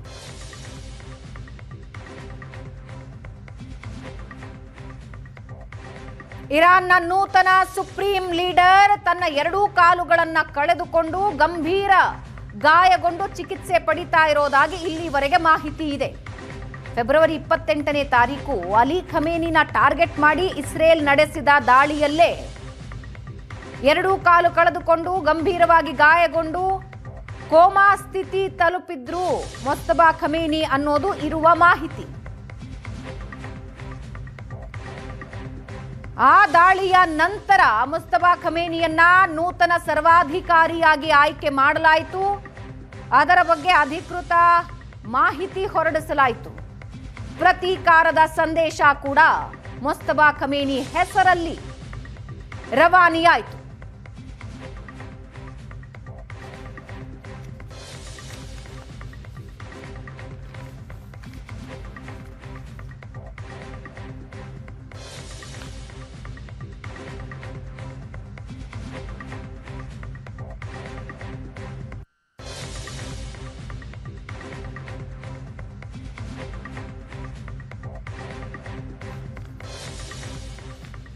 ಈ ಬಗ್ಗೆ ಇನ್ನಷ್ಟು ಡೀಟೇಲ್ಸ್ ನೀಡೋದಕ್ಕೆ ನಮ್ಮ ಪ್ರತಿನಿಧಿ ಶಶಿಶೇಖರ್ ಲೈವ್ ನಲ್ಲಿ ಜಾಯಿನ್ ಆಗ್ತಾ ಇದ್ದಾರೆ. ಶಶಿ, ಮುಸ್ತಫಾ ಖಮೇನಿ ನೂತನ ಸರ್ವಾಧಿಕಾರಿಯಾಗಿ ಆಯ್ಕೆ, ನಂತರದ ನಿರ್ಧಾರಗಳು, ಮುಂದಿನ ಭವಿಷ್ಯ ಎಲ್ಲದರ ಬಗ್ಗೆ ಡಿಸ್ಕಷನ್ಗಳಾದವು. ಆದರೆ ಮುಸ್ತಫಾ ಖಮೇನಿಯ 2 ಕಾಲುಗಳು ಕಳೆದುಕೊಂಡು ಗಂಭೀರ ಸ್ಥಿತಿಯಲ್ಲಿ ಚಿಕಿತ್ಸೆ ಪಡಿತಾ ಇರೋ ಮಾಹಿತಿ ಸಿಗ್ತಾ ಇದೆ. ಏನಾಗ್ತಾ ಇದೆ? ಮುಜ್ತಬಾ ಖಮೇನಿ ಸತ್ತೇ ಹೋಗಿದ್ದಾನೆ ಅನ್ನುವಂತಹ ಸುದ್ದಿಗಳು ಆರಂಭದಲ್ಲಿ ಬಂದವು. ಫೆಬ್ರವರಿ 28ನೇ ತಾರೀಕು ಇಸ್ರೇಲ್ ನಡೆಸಿದಂತಹ ದಾಳಿಯಲ್ಲಿ ಅಲಿ ಖಮೇನಿಯ ಇಡೀ ಫ್ಯಾಮಿಲಿ ಬಲಿಯಾಗಿತ್ತು. ಅದರಲ್ಲಿ ಮುಜ್ತಬಾ ಖಮೇನಿಯು ಕೂಡ ಸತ್ತೋಗಿದ್ದಾನೆ ಅನ್ನುವಂತಹ ಸುದ್ದಿಗಳು ಬಂದವು. ಆನಂತರ ಬಂದಂತಹ ಸುದ್ದಿಗಳು ಇಲ್ಲ, ಮುಜ್ತಬಾ ಖಮೇನಿಗೆ ಏನೂ ಆಗಿಲ್ಲ ಅನ್ನುವಂತಹ ವರದಿಗಳು ಬಂದವು. ಅದಾದ ನಂತರ ಅಲಿ ಖಮೇನಿಯ ಉತ್ತರಾಧಿಕಾರಿ ಯಾರಾಗಬೇಕು ಅನ್ನುವಂತಹ ಚರ್ಚೆ ಇರಾನ್ನಲ್ಲಿ ನಡೆಯಿತು. ಯಾರನ್ನು ಆಯ್ಕೆ ಮಾಡಬೇಕು ಅಂತ. ಕೊನೆಯದಾಗಿ ಅಲಿ ಖಮೇನಿ ಸತ್ತು ಹೋಗಿದ್ದಾರೆ, ಅವರ ಹುದ್ದೆಗೆ ಅವರ ಮಗ ಮುಜ್ತಬಾ ಖಮೇನಿಯನ್ನೇ ಆಯ್ಕೆ ಮಾಡಬೇಕು ಅನ್ನುವಂತಹ ನಿರ್ಧಾರಕ್ಕೆ ಇರಾನ್ನ ಅಸೆಂಬ್ಲಿ ಆಫ್ ಎಕ್ಸ್ಪರ್ಟ್ಸ್ ಬಂತು. 88 ಸದಸ್ಯರ ಅಸೆಂಬ್ಲಿ ಆಫ್ ಎಕ್ಸ್ಪರ್ಟ್ಸ್ನ ನಿರ್ಣಯದ ಆಧಾರದ ಮೇಲೆ ಮುಜ್ತಬಾ ಖಮೇನಿಯನ್ನು ಇರಾನ್ನ ಮುಂದಿನ ಸರ್ವೋಚ್ಚ ನಾಯಕ ಅಂತ ಘೋಷಣೆ ಮಾಡಲಾಯಿತು. ಇದೆಲ್ಲ ಆದ ನಂತರ ನಿನ್ನೆ ಸಂಜೆಯ ವೇಳೆಗೆ ಮುಜ್ತಬಾ ಖಮೇನಿ ಇರಾನ್ ದೇಶವನ್ನು ಉದ್ದೇಶಿಸಿ ಮೊದಲ ಬಾರಿಗೆ ಮಾತನಾಡ್ತಾರೆ ಅನ್ನುವಂತಹ ಸುದ್ದಿಗಳು ಬಂದವು. ಆನಂತರ ಮೊದಲಿಗೆ ಅವರು ಏನು ಮಾತನಾಡಿದ್ದಾರೆ ಅನ್ನುವಂತಹ ಸ್ಟೇಟ್ಮೆಂಟ್ ಬಂತು. ಕೆಲವೇ ಕ್ಷಣಗಳಲ್ಲಿ ಅವರ ಹೇಳಿಕೆ ರಿಲೀಸ್ ಆಗುತ್ತೆ ಅಂತ. ಆದರೆ ಸ್ಟೇಟ್ಮೆಂಟನ್ನು ಇರಾನ್ನ ಮಾಧ್ಯಮಗಳಲ್ಲಿ ಓದಿ ಹೇಳಲಾಯಿತು. ಅಂದರೆ ಮುಜ್ತಬಾ ಖಮೇನಿ ಭಾಷಣ ಮಾಡುವಂತಹ ಸ್ಥಿತಿಯಲ್ಲಿ ಇಲ್ಲ ಅನ್ನೋದು ನಿನ್ನೆ ಸಂಜೆ ಗೊತ್ತಾಗ್ತಾ ಹೋಯಿತು. ಅದಾದ ನಂತರ ಬಂದಂತಹ ಮಾಹಿತಿ, ಇರಾನ್ನ ಸರ್ವೋಚ್ಚ ನಾಯಕ ಮುಜ್ತಬಾ ಖಮೇನಿ ಇಸ್ರೇಲ್ ನಡೆಸಿದಂತಹ ದಾಳಿಯಲ್ಲಿ, ಅಂದರೆ ಫೆಬ್ರವರಿ 28ನೇ ತಾರೀಕು ನಡೆದಂತಹ ದಾಳಿಯಲ್ಲಿ ಮುಜ್ತಬಾ ಖಮೇನಿಯ 2 ಕಾಲುಗಳು ಕೂಡ ಹೋಗಿದೆ. ಆತನ ಹೊಟ್ಟೆ ಭಾಗಕ್ಕೆ ದೊಡ್ಡದಾದಂತಹ ಪೆಟ್ಟು ಬಿದ್ದಿದೆ. ಇದರಿಂದ ಆತನ ಲಿವರ್ ಡ್ಯಾಮೇಜ್ ಆಗಿದೆ ಅನ್ನುವಂತಹ ಮಾಹಿತಿಗಳು ಬರ್ತಾ ಇದ್ದಾವೆ. ತೆಹರಾನ್ನಲ್ಲಿರುವಂತಹ ಒಂದು ರಹಸ್ಯ ಸ್ಥಳದಲ್ಲಿ ಮುಜ್ತಬಾ ಖಮೇನಿಗೆ ಟ್ರೀಟ್ಮೆಂಟನ್ನು ಕೊಡಲಾಗ್ತಾ ಇದೆ. ಆತ ಮಾತನಾಡುವಂತಹ ಸ್ಥಿತಿಯಲ್ಲೂ ಇಲ್ಲ. ತುಂಬ ಗಂಭೀರವಾದಂತಹ ಪರಿಸ್ಥಿತಿಯಲ್ಲಿ ಮುಜ್ತಬಾ ಖಮೇನಿ ಆಸ್ಪತ್ರೆಯಲ್ಲಿದ್ದಾನೆ ಎನ್ನುವಂತಹ ಮಾಹಿತಿಗಳು ಬಂದವು. ಇಷ್ಟೆಲ್ಲ ಆದರೂ ಕೂಡ ಆತ ಡೆತ್ ಬೆಡ್ನಲ್ಲಿ ಇದ್ದರೂ ಕೂಡ ಒಂದು ಸ್ಟೇಟ್ಮೆಂಟನ್ನು ರಿಲೀಸ್ ಮಾಡ್ದ ನಿನ್ನೆ. ಅಂದರೆ ಇರಾನ್ ಪ್ರತೀಕಾರವನ್ನು ತೆಗೆದುಕೊಳ್ಳುತ್ತೆ ಅಮೆರಿಕ ಮತ್ತು ಇಸ್ರೇಲ್ನ ವಿರುದ್ಧ. ಯಾವುದೇ ಕಾರಣಕ್ಕೂ ಹೋರ್ಮುಜ್ ಸ್ಟ್ರೈಟನ್ನು ನಾವು ಕ್ಲಿಯರ್ ಮಾಡೋದಿಲ್ಲ, ಅಲ್ಲಿ ತೈಲ ಸಾಗಣೆಗೆ ಅವಕಾಶವನ್ನು ಮಾಡಿಕೊಡೋದಿಲ್ಲ. ಅಲಿ ಖಮೇನಿ ಮತ್ತು ಇತರೆ ಇರಾನ್ ಜನರಲ್ಗಳ ಹತ್ಯೆಗಳೇನಾದವು ಇರಾನ್ನಿಂದ, ಮತ್ತು ಇರಾನ್ನ ಮೇಲೆ ಆಗಿರುವಂತಹ ದಾಳಿ ಅಲಿ ಖಮೇನಿಯ ಹತ್ಯೆ ಮತ್ತು ಇರಾನ್ ಮೇಲೆ ಆಗಿರುವಂತಹ ದಾಳಿ, ಇದೆಲ್ಲಕ್ಕೂ ಕೂಡ ಪ್ರತೀಕಾರವನ್ನು ತೆಗೆದುಕೊಳ್ಳಲಾಗುತ್ತೆ. ಯಾವುದೇ ಕಾರಣಕ್ಕೂ ಮಾತುಕತೆ ಮಾಡೋದಿಲ್ಲ ಅಮೆರಿಕದ ಜೊತೆಗೆ ಅಂತ ಹೇಳಿಕೆಯನ್ನು ರಿಲೀಸ್ ಮಾಡಿದ್ರು. ಅಂದರೆ ಇರಾನ್ನ ಅಸೆಂಬ್ಲಿ ಆಫ್ ಎಕ್ಸ್ಪರ್ಟ್ಸ್ ಯಾವ ವ್ಯಕ್ತಿ ಹಾಸಿಗೆಯಲ್ಲಿ ಟ್ರೀಟ್ಮೆಂಟ್ ತೆಗೆದುಕೊಳ್ತಿದ್ದಾನೋ ಆತನಿಗೆ ಎದ್ದು ಕೂರೋದಕ್ಕೂ ಕೂಡ ಆಗೋದಿಲ್ಲ. ಅಷ್ಟು ಗಂಭೀರವಾಗಿ ಗಾಯಗೊಂಡಿರುವಂತಹ ವ್ಯಕ್ತಿಯನ್ನು ಮುಂದಿನ ಸರ್ವಾಧಿಕಾರಿ ಅಂತ ಘೋಷಣೆ ಮಾಡಿರೋದು ಸಹಜವಾಗಿ ಆಶ್ಚರ್ಯಕ್ಕೆ ಕಾರಣವಾಗುತ್ತೆ. ಆದರೆ ಇದರ ಬಗ್ಗೆ ವೆಸ್ಟರ್ನ್ ಮೀಡಿಯಾಗಳು ಈ ಬಗ್ಗೆ ವರದಿಯನ್ನು ಮಾಡ್ತಾ ಇದ್ದಾವೆ. ಮೊಜ್ತಬಾ ಖಮೇನಿಗೆ ಗಂಭೀರವಾದಂತಹ ಗಾಯ ಆಗಿದೆ ಅಂತ ನ್ಯೂಯಾರ್ಕ್ ಟೈಮ್ಸ್ ಆರಂಭದಲ್ಲಿ ವರದಿ ಮಾಡ್ತು. ಅದಾದ ನಂತರ ಲಂಡನ್ನ ಸನ್ ಪತ್ರಿಕೆ ವರದಿಯನ್ನು ಮಾಡ್ತಾ ಇದೆ. ಆದರೆ ಇರಾನ್ನ ಮಾಧ್ಯಮಗಳು ಮತ್ತು ಇರಾನ್ನ ಸರ್ಕಾರವಾಗಲಿ ಮೊಜ್ತಬಾ ಖಮೇನಿಗೆ ಏನಾಗಿದೆ ಅನ್ನುವುದರ ಬಗ್ಗೆ ಸ್ಪಷ್ಟತೆಯನ್ನು ಕೊಡ್ತಾ ಇಲ್ಲ. ಮೊನ್ನೆ ಇರಾನ್ನ ಅಧ್ಯಕ್ಷ ಮಸೂದ್ ಪೆಜೆಶ್ಕಿಯಾನ್ ಮಾತನಾಡುವಂತಹ ಸಂದರ್ಭದಲ್ಲಿ ಅವರಿಗೆ ಸಣ್ಣ ಪ್ರಮಾಣದ ಗಾಯಗಳಾಗಿದೆ ಅಷ್ಟೇ ಅನ್ನುವಂತಹ ಮಾಹಿತಿಯನ್ನು ನೀಡಿದರು. ಆದರೆ ನ್ಯೂಯಾರ್ಕ್ ಟೈಮ್ಸ್ ಮತ್ತು ದ ಸನ್ ಪತ್ರಿಕೆಗಳು ಅವರಿಗೆ ಗಂಭೀರವಾದಂತಹ ಗಾಯ ಇದೆ, ಡೆತ್ ಬೆಡ್ನಲ್ಲಿದ್ದಾರೆ ಅನ್ನುವ ಅರ್ಥದಲ್ಲಿ ವರದಿಗಳನ್ನು ಮಾಡ್ತಾ ಇದ್ದಾವೆ. ವಾಪಸ್ ಬರ್ತೀನಿ. ಮಧ್ಯಪ್ರಾಚ್ಯ ಯುದ್ಧ 14ನೇ ದಿನದಲ್ಲಿ ಮುಂದುವರಿತಾ ಇದೆ. ಈವರೆಗೆ ಯುದ್ಧದ ಖರ್ಚು ಎಷ್ಟು ಅನ್ನೋದನ್ನ ಸ್ವಲ್ಪ ಗಮನ ಹರಿಸ್ತಾ ಹೋಗೋಣ. ಇರಾನ್ ಮೇಲಿನ ಯುದ್ಧಕ್ಕೆ ಬಿಲಿಯನ್ ಗಟ್ಟಲೆ ಹಣ ಸುರಿತಾ ಇದೆ ಅಮೆರಿಕ. ಟ್ರಂಪ್ ಆಡಳಿತದಿಂದ ಅಮೆರಿಕದ ಸಂಸತ್ಗೆ ಯುದ್ಧದ ಖರ್ಚಿನ ಮಾಹಿತಿ ರವಾನೆಯಾಗಿದೆ. ಮೊದಲ 6 ದಿನದಲ್ಲಿ $11.3 ಬಿಲಿಯನ್ ಖರ್ಚಾಗಿವೆ. ಅಮೆರಿಕದ ಯುದ್ಧದ ಖರ್ಚಿನ ಬಗ್ಗೆ ನ್ಯೂಯಾರ್ಕ್ ಟೈಮ್ಸ್ ವರದಿ ಮಾಡಿದೆ. 14 ದಿನದ ಯುದ್ಧದಲ್ಲಿ ಈವರೆಗೆ $18.4 ಬಿಲಿಯನ್ ಖರ್ಚಾದ ಮಾಹಿತಿ. ಯುದ್ಧಕ್ಕೆ ಹೆಚ್ಚುವರಿಯಾಗಿ 50 ಬಿಲಿಯನ್ ಕೇಳ್ತಾ ಇದೆ ಟ್ರಂಪ್ ಸರ್ಕಾರ. ಅಮೆರಿಕದ ಮೇಲ್ಮನೆ ಸೆನೆಟ್ನಿಂದ ಹೆಚ್ಚುವರಿ ಹಣಕ್ಕೆ ಸದ್ಯದಲ್ಲೇ ಬೇಡಿಕೆ ಇಡಲಾಗುತ್ತೆ. ಇರಾನ್ ಮೇಲಿನ ಯುದ್ಧದಿಂದ ಅಮೆರಿಕಾಗೆ ಏನು ಲಾಭ, ಯಾಕಿಷ್ಟು ಖರ್ಚು? ಯುದ್ಧಕ್ಕೆ ಹೆಚ್ಚುವರಿಯಾಗಿ 50 ಬಿಲಿಯನ್ ಕೇಳೋದಕ್ಕೆ ಸದ್ಯ ಟ್ರಂಪ್ ಸರ್ಕಾರ ಮುಂದಾಗಿದೆ. ಹಾಗಾದ್ರೆ ಇದರಿಂದ ಅಮೆರಿಕಾಗೆ ಏನ್ ಲಾಭ ಸಿಗುತ್ತೆ? ಯಾಕೆ ಇಷ್ಟು ಖರ್ಚು ಮಾಡ್ತಾ ಇದೆ?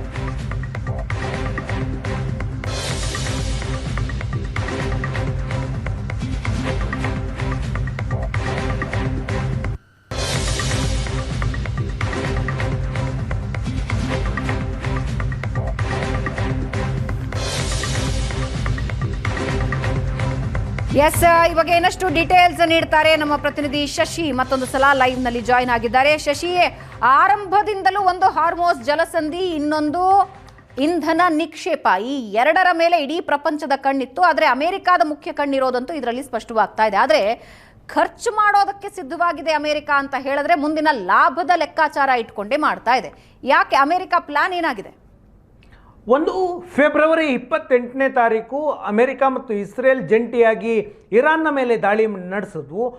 ಅದಾದ ದಿನದಿಂದ ಈವರೆಗೆ 14 ದಿನಗಳ ಕಾಲ ನಿರಂತರವಾಗಿ ಯುದ್ಧ ನಡೀತಾನೇ ಇದೆ. ಈ ಯುದ್ಧಕ್ಕೆ ಅಮೆರಿಕ ಎಷ್ಟು ಹಣವನ್ನು ಖರ್ಚು ಮಾಡ್ತಾ ಇದೆ, ಆ ಹಣದಿಂದ ಆ ಖರ್ಚು ಮಾಡಿದ ಹಣ ಯಾವುದರಲ್ಲಿ ಲಾಭವಾಗಿ ಅಮೆರಿಕಕ್ಕೆ ಸಿಗುತ್ತೆ, ಏನು ಅಮೆರಿಕದ ಉದ್ದೇಶ ಅನ್ನುವ ಬಗ್ಗೆ ದೊಡ್ಡ ಮಟ್ಟದ ಚರ್ಚೆಗಳಾಗಿದ್ವು. ಆರಂಭದಲ್ಲಿ ಒಂದಷ್ಟು ಮಾಹಿತಿಗಳು ಬಂದವು, ಅಂದಾಜುಗಳು ಬಂದವು. ಅಮೆರಿಕ ಮೊದಲ 7 ದಿನದಲ್ಲಿ $6.2 ಬಿಲಿಯನ್ ಹಣವನ್ನು ಇರಾನ್ ವಿರುದ್ಧದ ಯುದ್ಧಕ್ಕೆ ಖರ್ಚು ಮಾಡಿದೆ ಅನ್ನುವಂತಹ ಮಾಹಿತಿಗಳು ಬಂದವು. ಯಾಕಂದರೆ ಅಮೆರಿಕ ಅಲ್ಲಿ ಥಾಡ್ ಅನ್ನುವಂತಹ ಕ್ಷಿಪಣಿ ರಕ್ಷಣಾ ವ್ಯವಸ್ಥೆಯನ್ನು ಬಳಸುತ್ತೆ.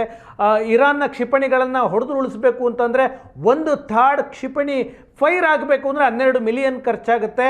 ಮತ್ತು ಇರಾನ್ ವಿರುದ್ಧ ಅಮೆರಿಕ 2 ಯುದ್ಧ ನೌಕೆಗಳನ್ನು ನಿಲ್ಲಿಸಿದೆ, ಏರ್ಕ್ರಾಫ್ಟ್ ಕ್ಯಾರಿಯರ್ಗಳನ್ನು.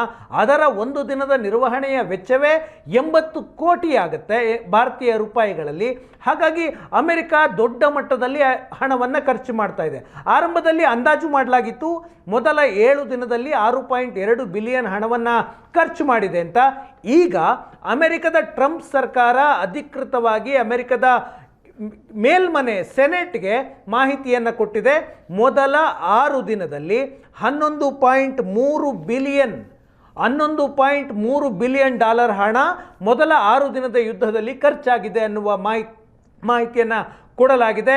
ಭಾರತದ ರೂಪಾಯಿ ಲೆಕ್ಕದಲ್ಲಿ ಈ ಮೌಲ್ಯ 1,04,000 ಕೋಟಿಗೂ ಹೆಚ್ಚು ಹಣ ಆಗುತ್ತೆ. ಅಂದರೆ ಒಂದು ದಿನಕ್ಕೆ ಪ್ರತಿದಿನ ಅಮೆರಿಕ ಇರಾನ್ನ ಮೇಲಿನ ದಾಳಿಗೆ ಪ್ರತಿದಿನ 1.8 ಬಿಲಿಯನ್ನಷ್ಟು ಹಣವನ್ನು ಖರ್ಚು ಮಾಡಿದೆ. ಅಂದರೆ ಭಾರತದ ರೂಪಾಯಿ ಲೆಕ್ಕದಲ್ಲಿ ಇದು 17,000 ಕೋಟಿಗೂ ಮೀರುತ್ತೆ. ಆದರೆ ಈ 14 ದಿನದಲ್ಲಿ ಅಮೆರಿಕ ಎಷ್ಟು ಖರ್ಚು ಮಾಡಿದೆ? ಮೊದಲ 6 ದಿನದಲ್ಲಿ ಅತಿ ಹೆಚ್ಚು ಹಣ ಖರ್ಚಾಯಿತು, 1.8 ಬಿಲಿಯನ್ನಷ್ಟು ಹಣ ಪ್ರತಿದಿನ ಖರ್ಚಾಯಿತು. ಅದಾದ ನಂತರ 6 ದಿನದ ನಂತರ ಮತ್ತು ಈವರೆಗೆ $890 ಮಿಲಿಯನ್ ಹಣ ಖರ್ಚಾಗ್ತಾ ಇದೆ. ಅಂದರೆ ಭಾರತದ ರೂಪಾಯಿ ಲೆಕ್ಕದಲ್ಲಿ ಅರೌಂಡ್ ನಿಮಗೆ 8,000 ಕೋಟಿಯಷ್ಟು ದುಡ್ಡಾಗುತ್ತೆ ಒಂದು ದಿನಕ್ಕೆ ಈಗ ಖರ್ಚು ಮಾಡ್ತಾ ಇರೋದು. ಹಾಗಾದರೆ ಒಟ್ಟಾರೆ ಅಮೆರಿಕ ಈವರೆಗೆ ಯುದ್ಧಕ್ಕೆ ಎಷ್ಟು ಖರ್ಚು ಮಾಡಿರಬಹುದು? $18.4 ಬಿಲಿಯನ್ ಅಮೆರಿಕ ಈ ಯುದ್ಧಕ್ಕೆ, ಇರಾನ್ನ ಮೇಲಿನ ಯುದ್ಧಕ್ಕೆ ಖರ್ಚು ಮಾಡಿದೆ ಅನ್ನುವಂತಹ ಮಾಹಿತಿ ಬರ್ತಾ ಇದೆ. ಇದರ ಭಾರತದ ರೂಪಾಯಿಯ ಮೌಲ್ಯದಲ್ಲಿ ಲೆಕ್ಕ ಹಾಕಿದ್ರೆ 17.5 ಲಕ್ಷ ಕೋಟಿ ರೂಪಾಯಿ ಎಷ್ಟಾಗುತ್ತೆ. ಅಮೆರಿಕ ಇರಾಕ್ನ ಮೇಲೆ ಯುದ್ಧ ಮಾಡಿತ್ತು, ಅಫ್ಘಾನಿಸ್ತಾನದ ಮೇಲೆ ಯುದ್ಧ ಮಾಡಿತ್ತು. ಆ ಎರಡೂ ಯುದ್ಧಗಳ ಒಟ್ಟಾರೆ ಮೊತ್ತ $50-60 ಬಿಲಿಯನ್ ಅಂತ ಅಂದಾಜಿಸಲಾಗಿತ್ತು. ಈಗ ಕೇವಲ 14 ದಿನದ ಯುದ್ಧಕ್ಕೆ, ಯಾಕಂದರೆ ಇರಾಕ್ನಲ್ಲಿ ಒಂದು 10 ವರ್ಷಗಳ ಕಾಲ ಯುದ್ಧ ಮಾಡಿತ್ತು ಅಮೆರಿಕ, ಅಫ್ಘಾನಿಸ್ತಾನದಲ್ಲಿ 20 ವರ್ಷಗಳ ಕಾಲ ಯುದ್ಧ ಮಾಡಿತ್ತು. ಆದರೆ ಇಲ್ಲಿ ಕೇವಲ 14 ದಿನಗಳ ಯುದ್ಧದಲ್ಲಿ ಅಮೆರಿಕ 18.4 ಬಿಲಿಯನ್ನಷ್ಟು ಹಣವನ್ನು ಖರ್ಚು ಮಾಡ್ತಾ ಇದೆ. ಹಾಗಿದ್ರೆ ಒಂದು ಪ್ರಶ್ನೆ ಬರುತ್ತೆ, ಯಾಕೆ ಇಷ್ಟು ಹಣವನ್ನು ಅಮೆರಿಕ ಖರ್ಚು ಮಾಡ್ತಾ ಇದೆ ಅಂತ. ಇದರ ಜೊತೆಗೆ ಯುದ್ಧ ಮುಂದುವರಿಸೋದಕ್ಕೆ $50 ಬಿಲಿಯನ್ ಹಣಕ್ಕೆ ಈಗಾಗಲೇ ಟ್ರಂಪ್ ಸರ್ಕಾರ ಬೇಡಿಕೆ ಇಡೋದಕ್ಕೆ ಸಿದ್ಧ ಆಗಿದೆ. ಯಾಕೆಂದರೆ ಸೆನೆಟ್ ಯುದ್ಧದ ಖರ್ಚಿಗೆ ಒಪ್ಪಿಗೆಯನ್ನು ಕೊಡಬೇಕು. ಅಮೆರಿಕದಲ್ಲಿ 50 ಬಿಲಿಯನ್ ಕೊಡಿ ಅಂತ ಟ್ರಂಪ್ ಆಡಳಿತ ಸೆನೆಟ್ಗೆ ಮನವಿಯನ್ನು ಮಾಡುವಂತಹ ಸಾಧ್ಯತೆ ಇದೆ. ಹಾಗಿದ್ರೆ ಇಷ್ಟೆಲ್ಲ ಹಣವನ್ನು ಖರ್ಚು ಮಾಡುವಂತಹ ಅಮೆರಿಕಕ್ಕೆ ಏನು ಲಾಭ ಅನ್ನುವಂತಹ ಪ್ರಶ್ನೆ ಬರುತ್ತೆ. ಒಂದು, ಇರಾನ್ನಲ್ಲಿ ತನ್ನ ಮಾತು ಕೇಳುವಂತಹ ಸರ್ಕಾರವನ್ನು ಅಧಿಕಾರಕ್ಕೆ ತರಬೇಕು. ಆ ಸರ್ಕಾರ ಇರಾನ್ನಲ್ಲಿ ಅಧಿಕಾರಕ್ಕೆ ಬಂದರೆ ಇರಾನ್ನ ತೈಲ ಕೇಂದ್ರಗಳ ಮೇಲೆ ತನ್ನ ಹಿಡಿತ ಬರುತ್ತೆ. ಆ ಮೂಲಕವಾಗಿ ಇರಾನ್ ತೈಲ ವ್ಯಾಪಾರದ ಮೇಲೆ ಹಿಡಿತ ಸಾಧಿಸಬಹುದು ಅಂತ. ಇರಾಕ್ ಮೇಲಿನ ಯುದ್ಧದಲ್ಲೂ ಕೂಡ ಯುದ್ಧ ಮುಗಿದ ನಂತರ ಇರಾಕ್ನ ಇಡೀ ತೈಲ ವ್ಯಾಪಾರವನ್ನು ಪರೋಕ್ಷವಾಗಿ ಅಮೆರಿಕ ನಿರ್ಧರಿಸುತ್ತೆ. ಅದು ಪೆಟ್ರೋಡಾಲರ್ನ ಮೂಲಕವಾಗಿ. ಇರಾಕ್ ಏನೇ ವ್ಯವಹಾರ ಮಾಡಿದ್ರೂ ಕೂಡ ಅಮೆರಿಕನ್ ಬ್ಯಾಂಕ್ನಲ್ಲಿ ಆ ಡಾಲರ್ಗಳು ಠೇವಣಿ ಆಗುತ್ತೆ. ಅದಾದ ನಂತರ ಇರಾಕ್ ಅದನ್ನು ಬಳಸಬೇಕಾಗತ್ತೆ. ಅಂದರೆ ಇಡೀ ವ್ಯವಹಾರದ ಮೇಲೆ ಅಮೆರಿಕಕ್ಕೆ ಹಿಡಿತಾ ಇದೆ. ಅದೇ ರೀತಿಯ ಹಿಡಿತ ಇರಾನ್ನಲ್ಲೂ ಕೂಡ ಬರಬೇಕು ಅನ್ನುವಂತಹ ಕಾರಣ ಇದೆ. ಮತ್ತೊಂದು ಪ್ರಮುಖ ಕಾರಣ, ಇರಾನ್ನಲ್ಲಿ ರಷ್ಯಾ ಮತ್ತು ಚೀನಾದ ಪ್ರಭಾವ ಜಾಸ್ತಿ ಇದೆ. ಇರಾನ್ ಜೊತೆಗೆ ಅತಿ ಹೆಚ್ಚು ಬಿಸ್ನೆಸ್ ಮಾಡುವಂತಹ ದೇಶಗಳು ಅಮೆರಿಕದ ಶತ್ರು ರಾಷ್ಟ್ರಗಳು ಅಂತ ಪರಿಗಣಿಸಲಾಗುವಂತಹ ಚೀನಾ ಮತ್ತು ರಷ್ಯಾ, ಅವುಗಳ ಪ್ರಾಬಲ್ಯವನ್ನು ಹಾಳು ಮಾಡಬಹುದು ಅನ್ನುವಂತಹ ಕಾರಣಕ್ಕಾಗಿ, ಜೊತೆಗೆ ಇರಾನ್ನಲ್ಲಿ ಹೊಸ ರೆಜಿಮ್ ಚೇಂಜ್ ಆಗಿ ಒಂದು ಹೊಸ ಸರ್ಕಾರ ಬಂದರೆ ಆನಂತರ ಇರಾನ್ ಈಗ ಯುದ್ಧದಿಂದ ಹಾನಿಯಾಗಿರುವಂತಹ ಇರಾನನ್ನು ಪುನರ್ ನಿರ್ಮಾಣ ಮಾಡಬೇಕು ಅಂದರೆ ಅದರಲ್ಲೂ ಕೂಡ ಅಮೆರಿಕ ಇನ್ವಾಲ್ವ್ ಆಗುತ್ತೆ. ಆ ಮೂಲಕವಾಗೂ ಇರಾನ್ನಲ್ಲಿ ದೊಡ್ಡ ಲಾಭ ಆಗುತ್ತೆ ಅಮೆರಿಕಕ್ಕೆ ಅನ್ನುವಂಥದ್ದು. ಮತ್ತೊಂದು, ಯಾವುದೇ ಜಗತ್ತಿನ ಯಾವುದೇ ದೇಶದಲ್ಲಿ ಯುದ್ಧ ನಡೆದರೂ ಕೂಡ ಅಮೆರಿಕದ ಶಸ್ತ್ರಾಸ್ತ್ರವನ್ನು ಉತ್ಪಾದನೆ ಮಾಡುವಂತಹ ಕಂಪನಿಗಳಿಗೆ ಲಾಭ ಆಗುತ್ತೆ. ಯಾಕಂದರೆ ಜಗತ್ತಿನಲ್ಲಿ ಅತಿ ಹೆಚ್ಚು ಶಸ್ತ್ರಾಸ್ತ್ರ ಉತ್ಪಾದನೆ ಮಾಡುವಂತಹ ದೇಶ ಅಮೆರಿಕ. ಇವತ್ತು ಇಸ್ರೇಲ್ ಮಾಡುವಂತಹ ಪ್ರತಿಯೊಂದು ಫೈರ್ ಮಾಡುವ ಕ್ಷಿಪಣಿಗಳು ಕೂಡ ಅಮೆರಿಕದಿಂದ ಇಸ್ರೇಲ್ ಖರೀದಿಸುತ್ತೆ. ಜೊತೆಗೆ ಗಲ್ಫ್ ದೇಶಗಳು ಪ್ರತಿರೋಧವನ್ನು ಮಾಡ್ತಾ ಇದ್ದಾವಲ್ಲ ಇರಾನ್ನ ವಿರುದ್ಧ, ಆ ದೇಶಗಳು ಕೂಡ ಅಮೆರಿಕದಿಂದ ಖರೀದಿಸಲಾದಂತಹ ಶಸ್ತ್ರಾಸ್ತ್ರಗಳನ್ನೇ ಬಳಸುತ್ತವೆ ಇರಾನ್ನ ವಿರುದ್ಧ. ಆ ಕಾರಣಕ್ಕಾಗಿ ಅಮೆರಿಕಕ್ಕೆ ಒಂದು ದೊಡ್ಡ ಲಾಭ ಫ್ಯೂಚರ್ನಲ್ಲಿ ಇದೆ. ಆ ಕಾರಣಕ್ಕಾಗಿ ಇರಾನ್ನ ವಿರುದ್ಧ ಅಮೆರಿಕ ಇಷ್ಟು ದೊಡ್ಡ ಮಟ್ಟದ ಹಣವನ್ನು ಖರ್ಚು ಮಾಡ್ತಾ ಇದೆ. Yes, thank you. ಮಧ್ಯಪ್ರಾಚ್ಯದ ಮಹಾಯುದ್ಧದಲ್ಲಿ ಇರಾನ್ನ ಕ್ಷಿಪಣಿಗಳನ್ನ ಆಕಾಶದಲ್ಲೇ ಹೊಡೆದು ಹಾಕಿದೆ ಇಸ್ರೇಲ್. ಕ್ಷಿಪಣಿಯ ದಾಳಿಯನ್ನ ಇಸ್ರೇಲ್ನ ಐರನ್ ಡೋಮ್ ತಡೆದಿದೆ. ಇಸ್ರೇಲ್ ನಗರಗಳ ಮೇಲೆ ದಾಳಿಗೆ ಬರ್ತಾ ಇದ್ದ ಕ್ಷಿಪಣಿಗಳನ್ನ ಆಕಾಶದಲ್ಲೇ ಉಡೀಸ್ ಮಾಡಿದೆ. ಇಸ್ರೇಲ್ನ ರಕ್ಷಣಾ ವ್ಯವಸ್ಥೆ ಐರನ್ ಡೋಮ್ನಿಂದ ಕ್ಷಿಪಣಿಗಳನ್ನ ತಡೆಯಲಾಗಿದೆ. ಐರನ್ ಡೋಮ್ ಕ್ಷಿಪಣಿಯನ್ನ ತಡೆಯೋ ದೃಶ್ಯ ಮೊಬೈಲ್ನಲ್ಲಿ ಸೆರೆಯಾಗಿದೆ. ದೃಶ್ಯ ನೀವೀಗ ನೋಡ್ತಾ ಇದ್ದೀರಿ.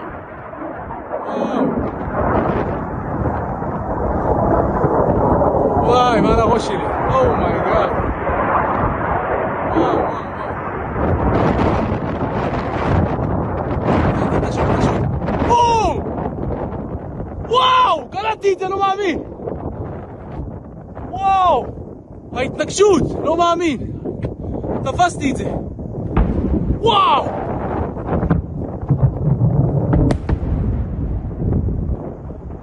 אומייגאד. לא מאמין שתפסתי את זה, יו! תראה איזה יופי, תראה.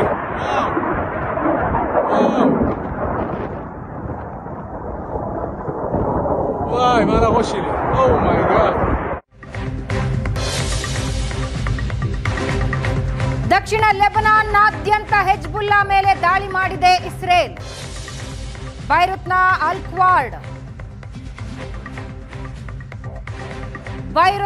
ಅಲ್ಕ್ವಾಡ್ ಅಲ್ ಹಸನ್ ಗುಂಪಿನ ಆಸ್ತಿಯ ಮೇಲೆ ದಾಳಿ ನಡೆಸಿದೆ.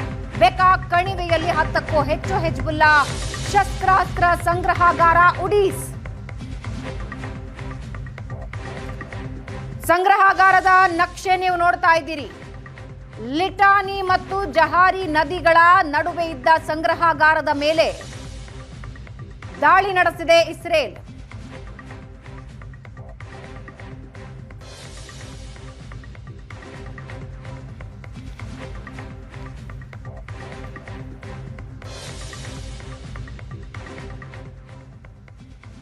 ಇದರೊಂದಿಗೆ ಇವತ್ತಿನ ಪಾರ್ಟಿ ರೌಂಡ್ಸ್ ಮುಗಿಸ್ತಾ ಇದ್ದೀವಿ. ನೇರ ದಿಟ್ಟ ನಿರಂತರ ಸುದ್ದಿಗಾಗಿ ನೋಡ್ತಾ ಇರಿ ಏಷ್ಯಾನೆಟ್ ಸುವರ್ಣ ನ್ಯೂಸ್.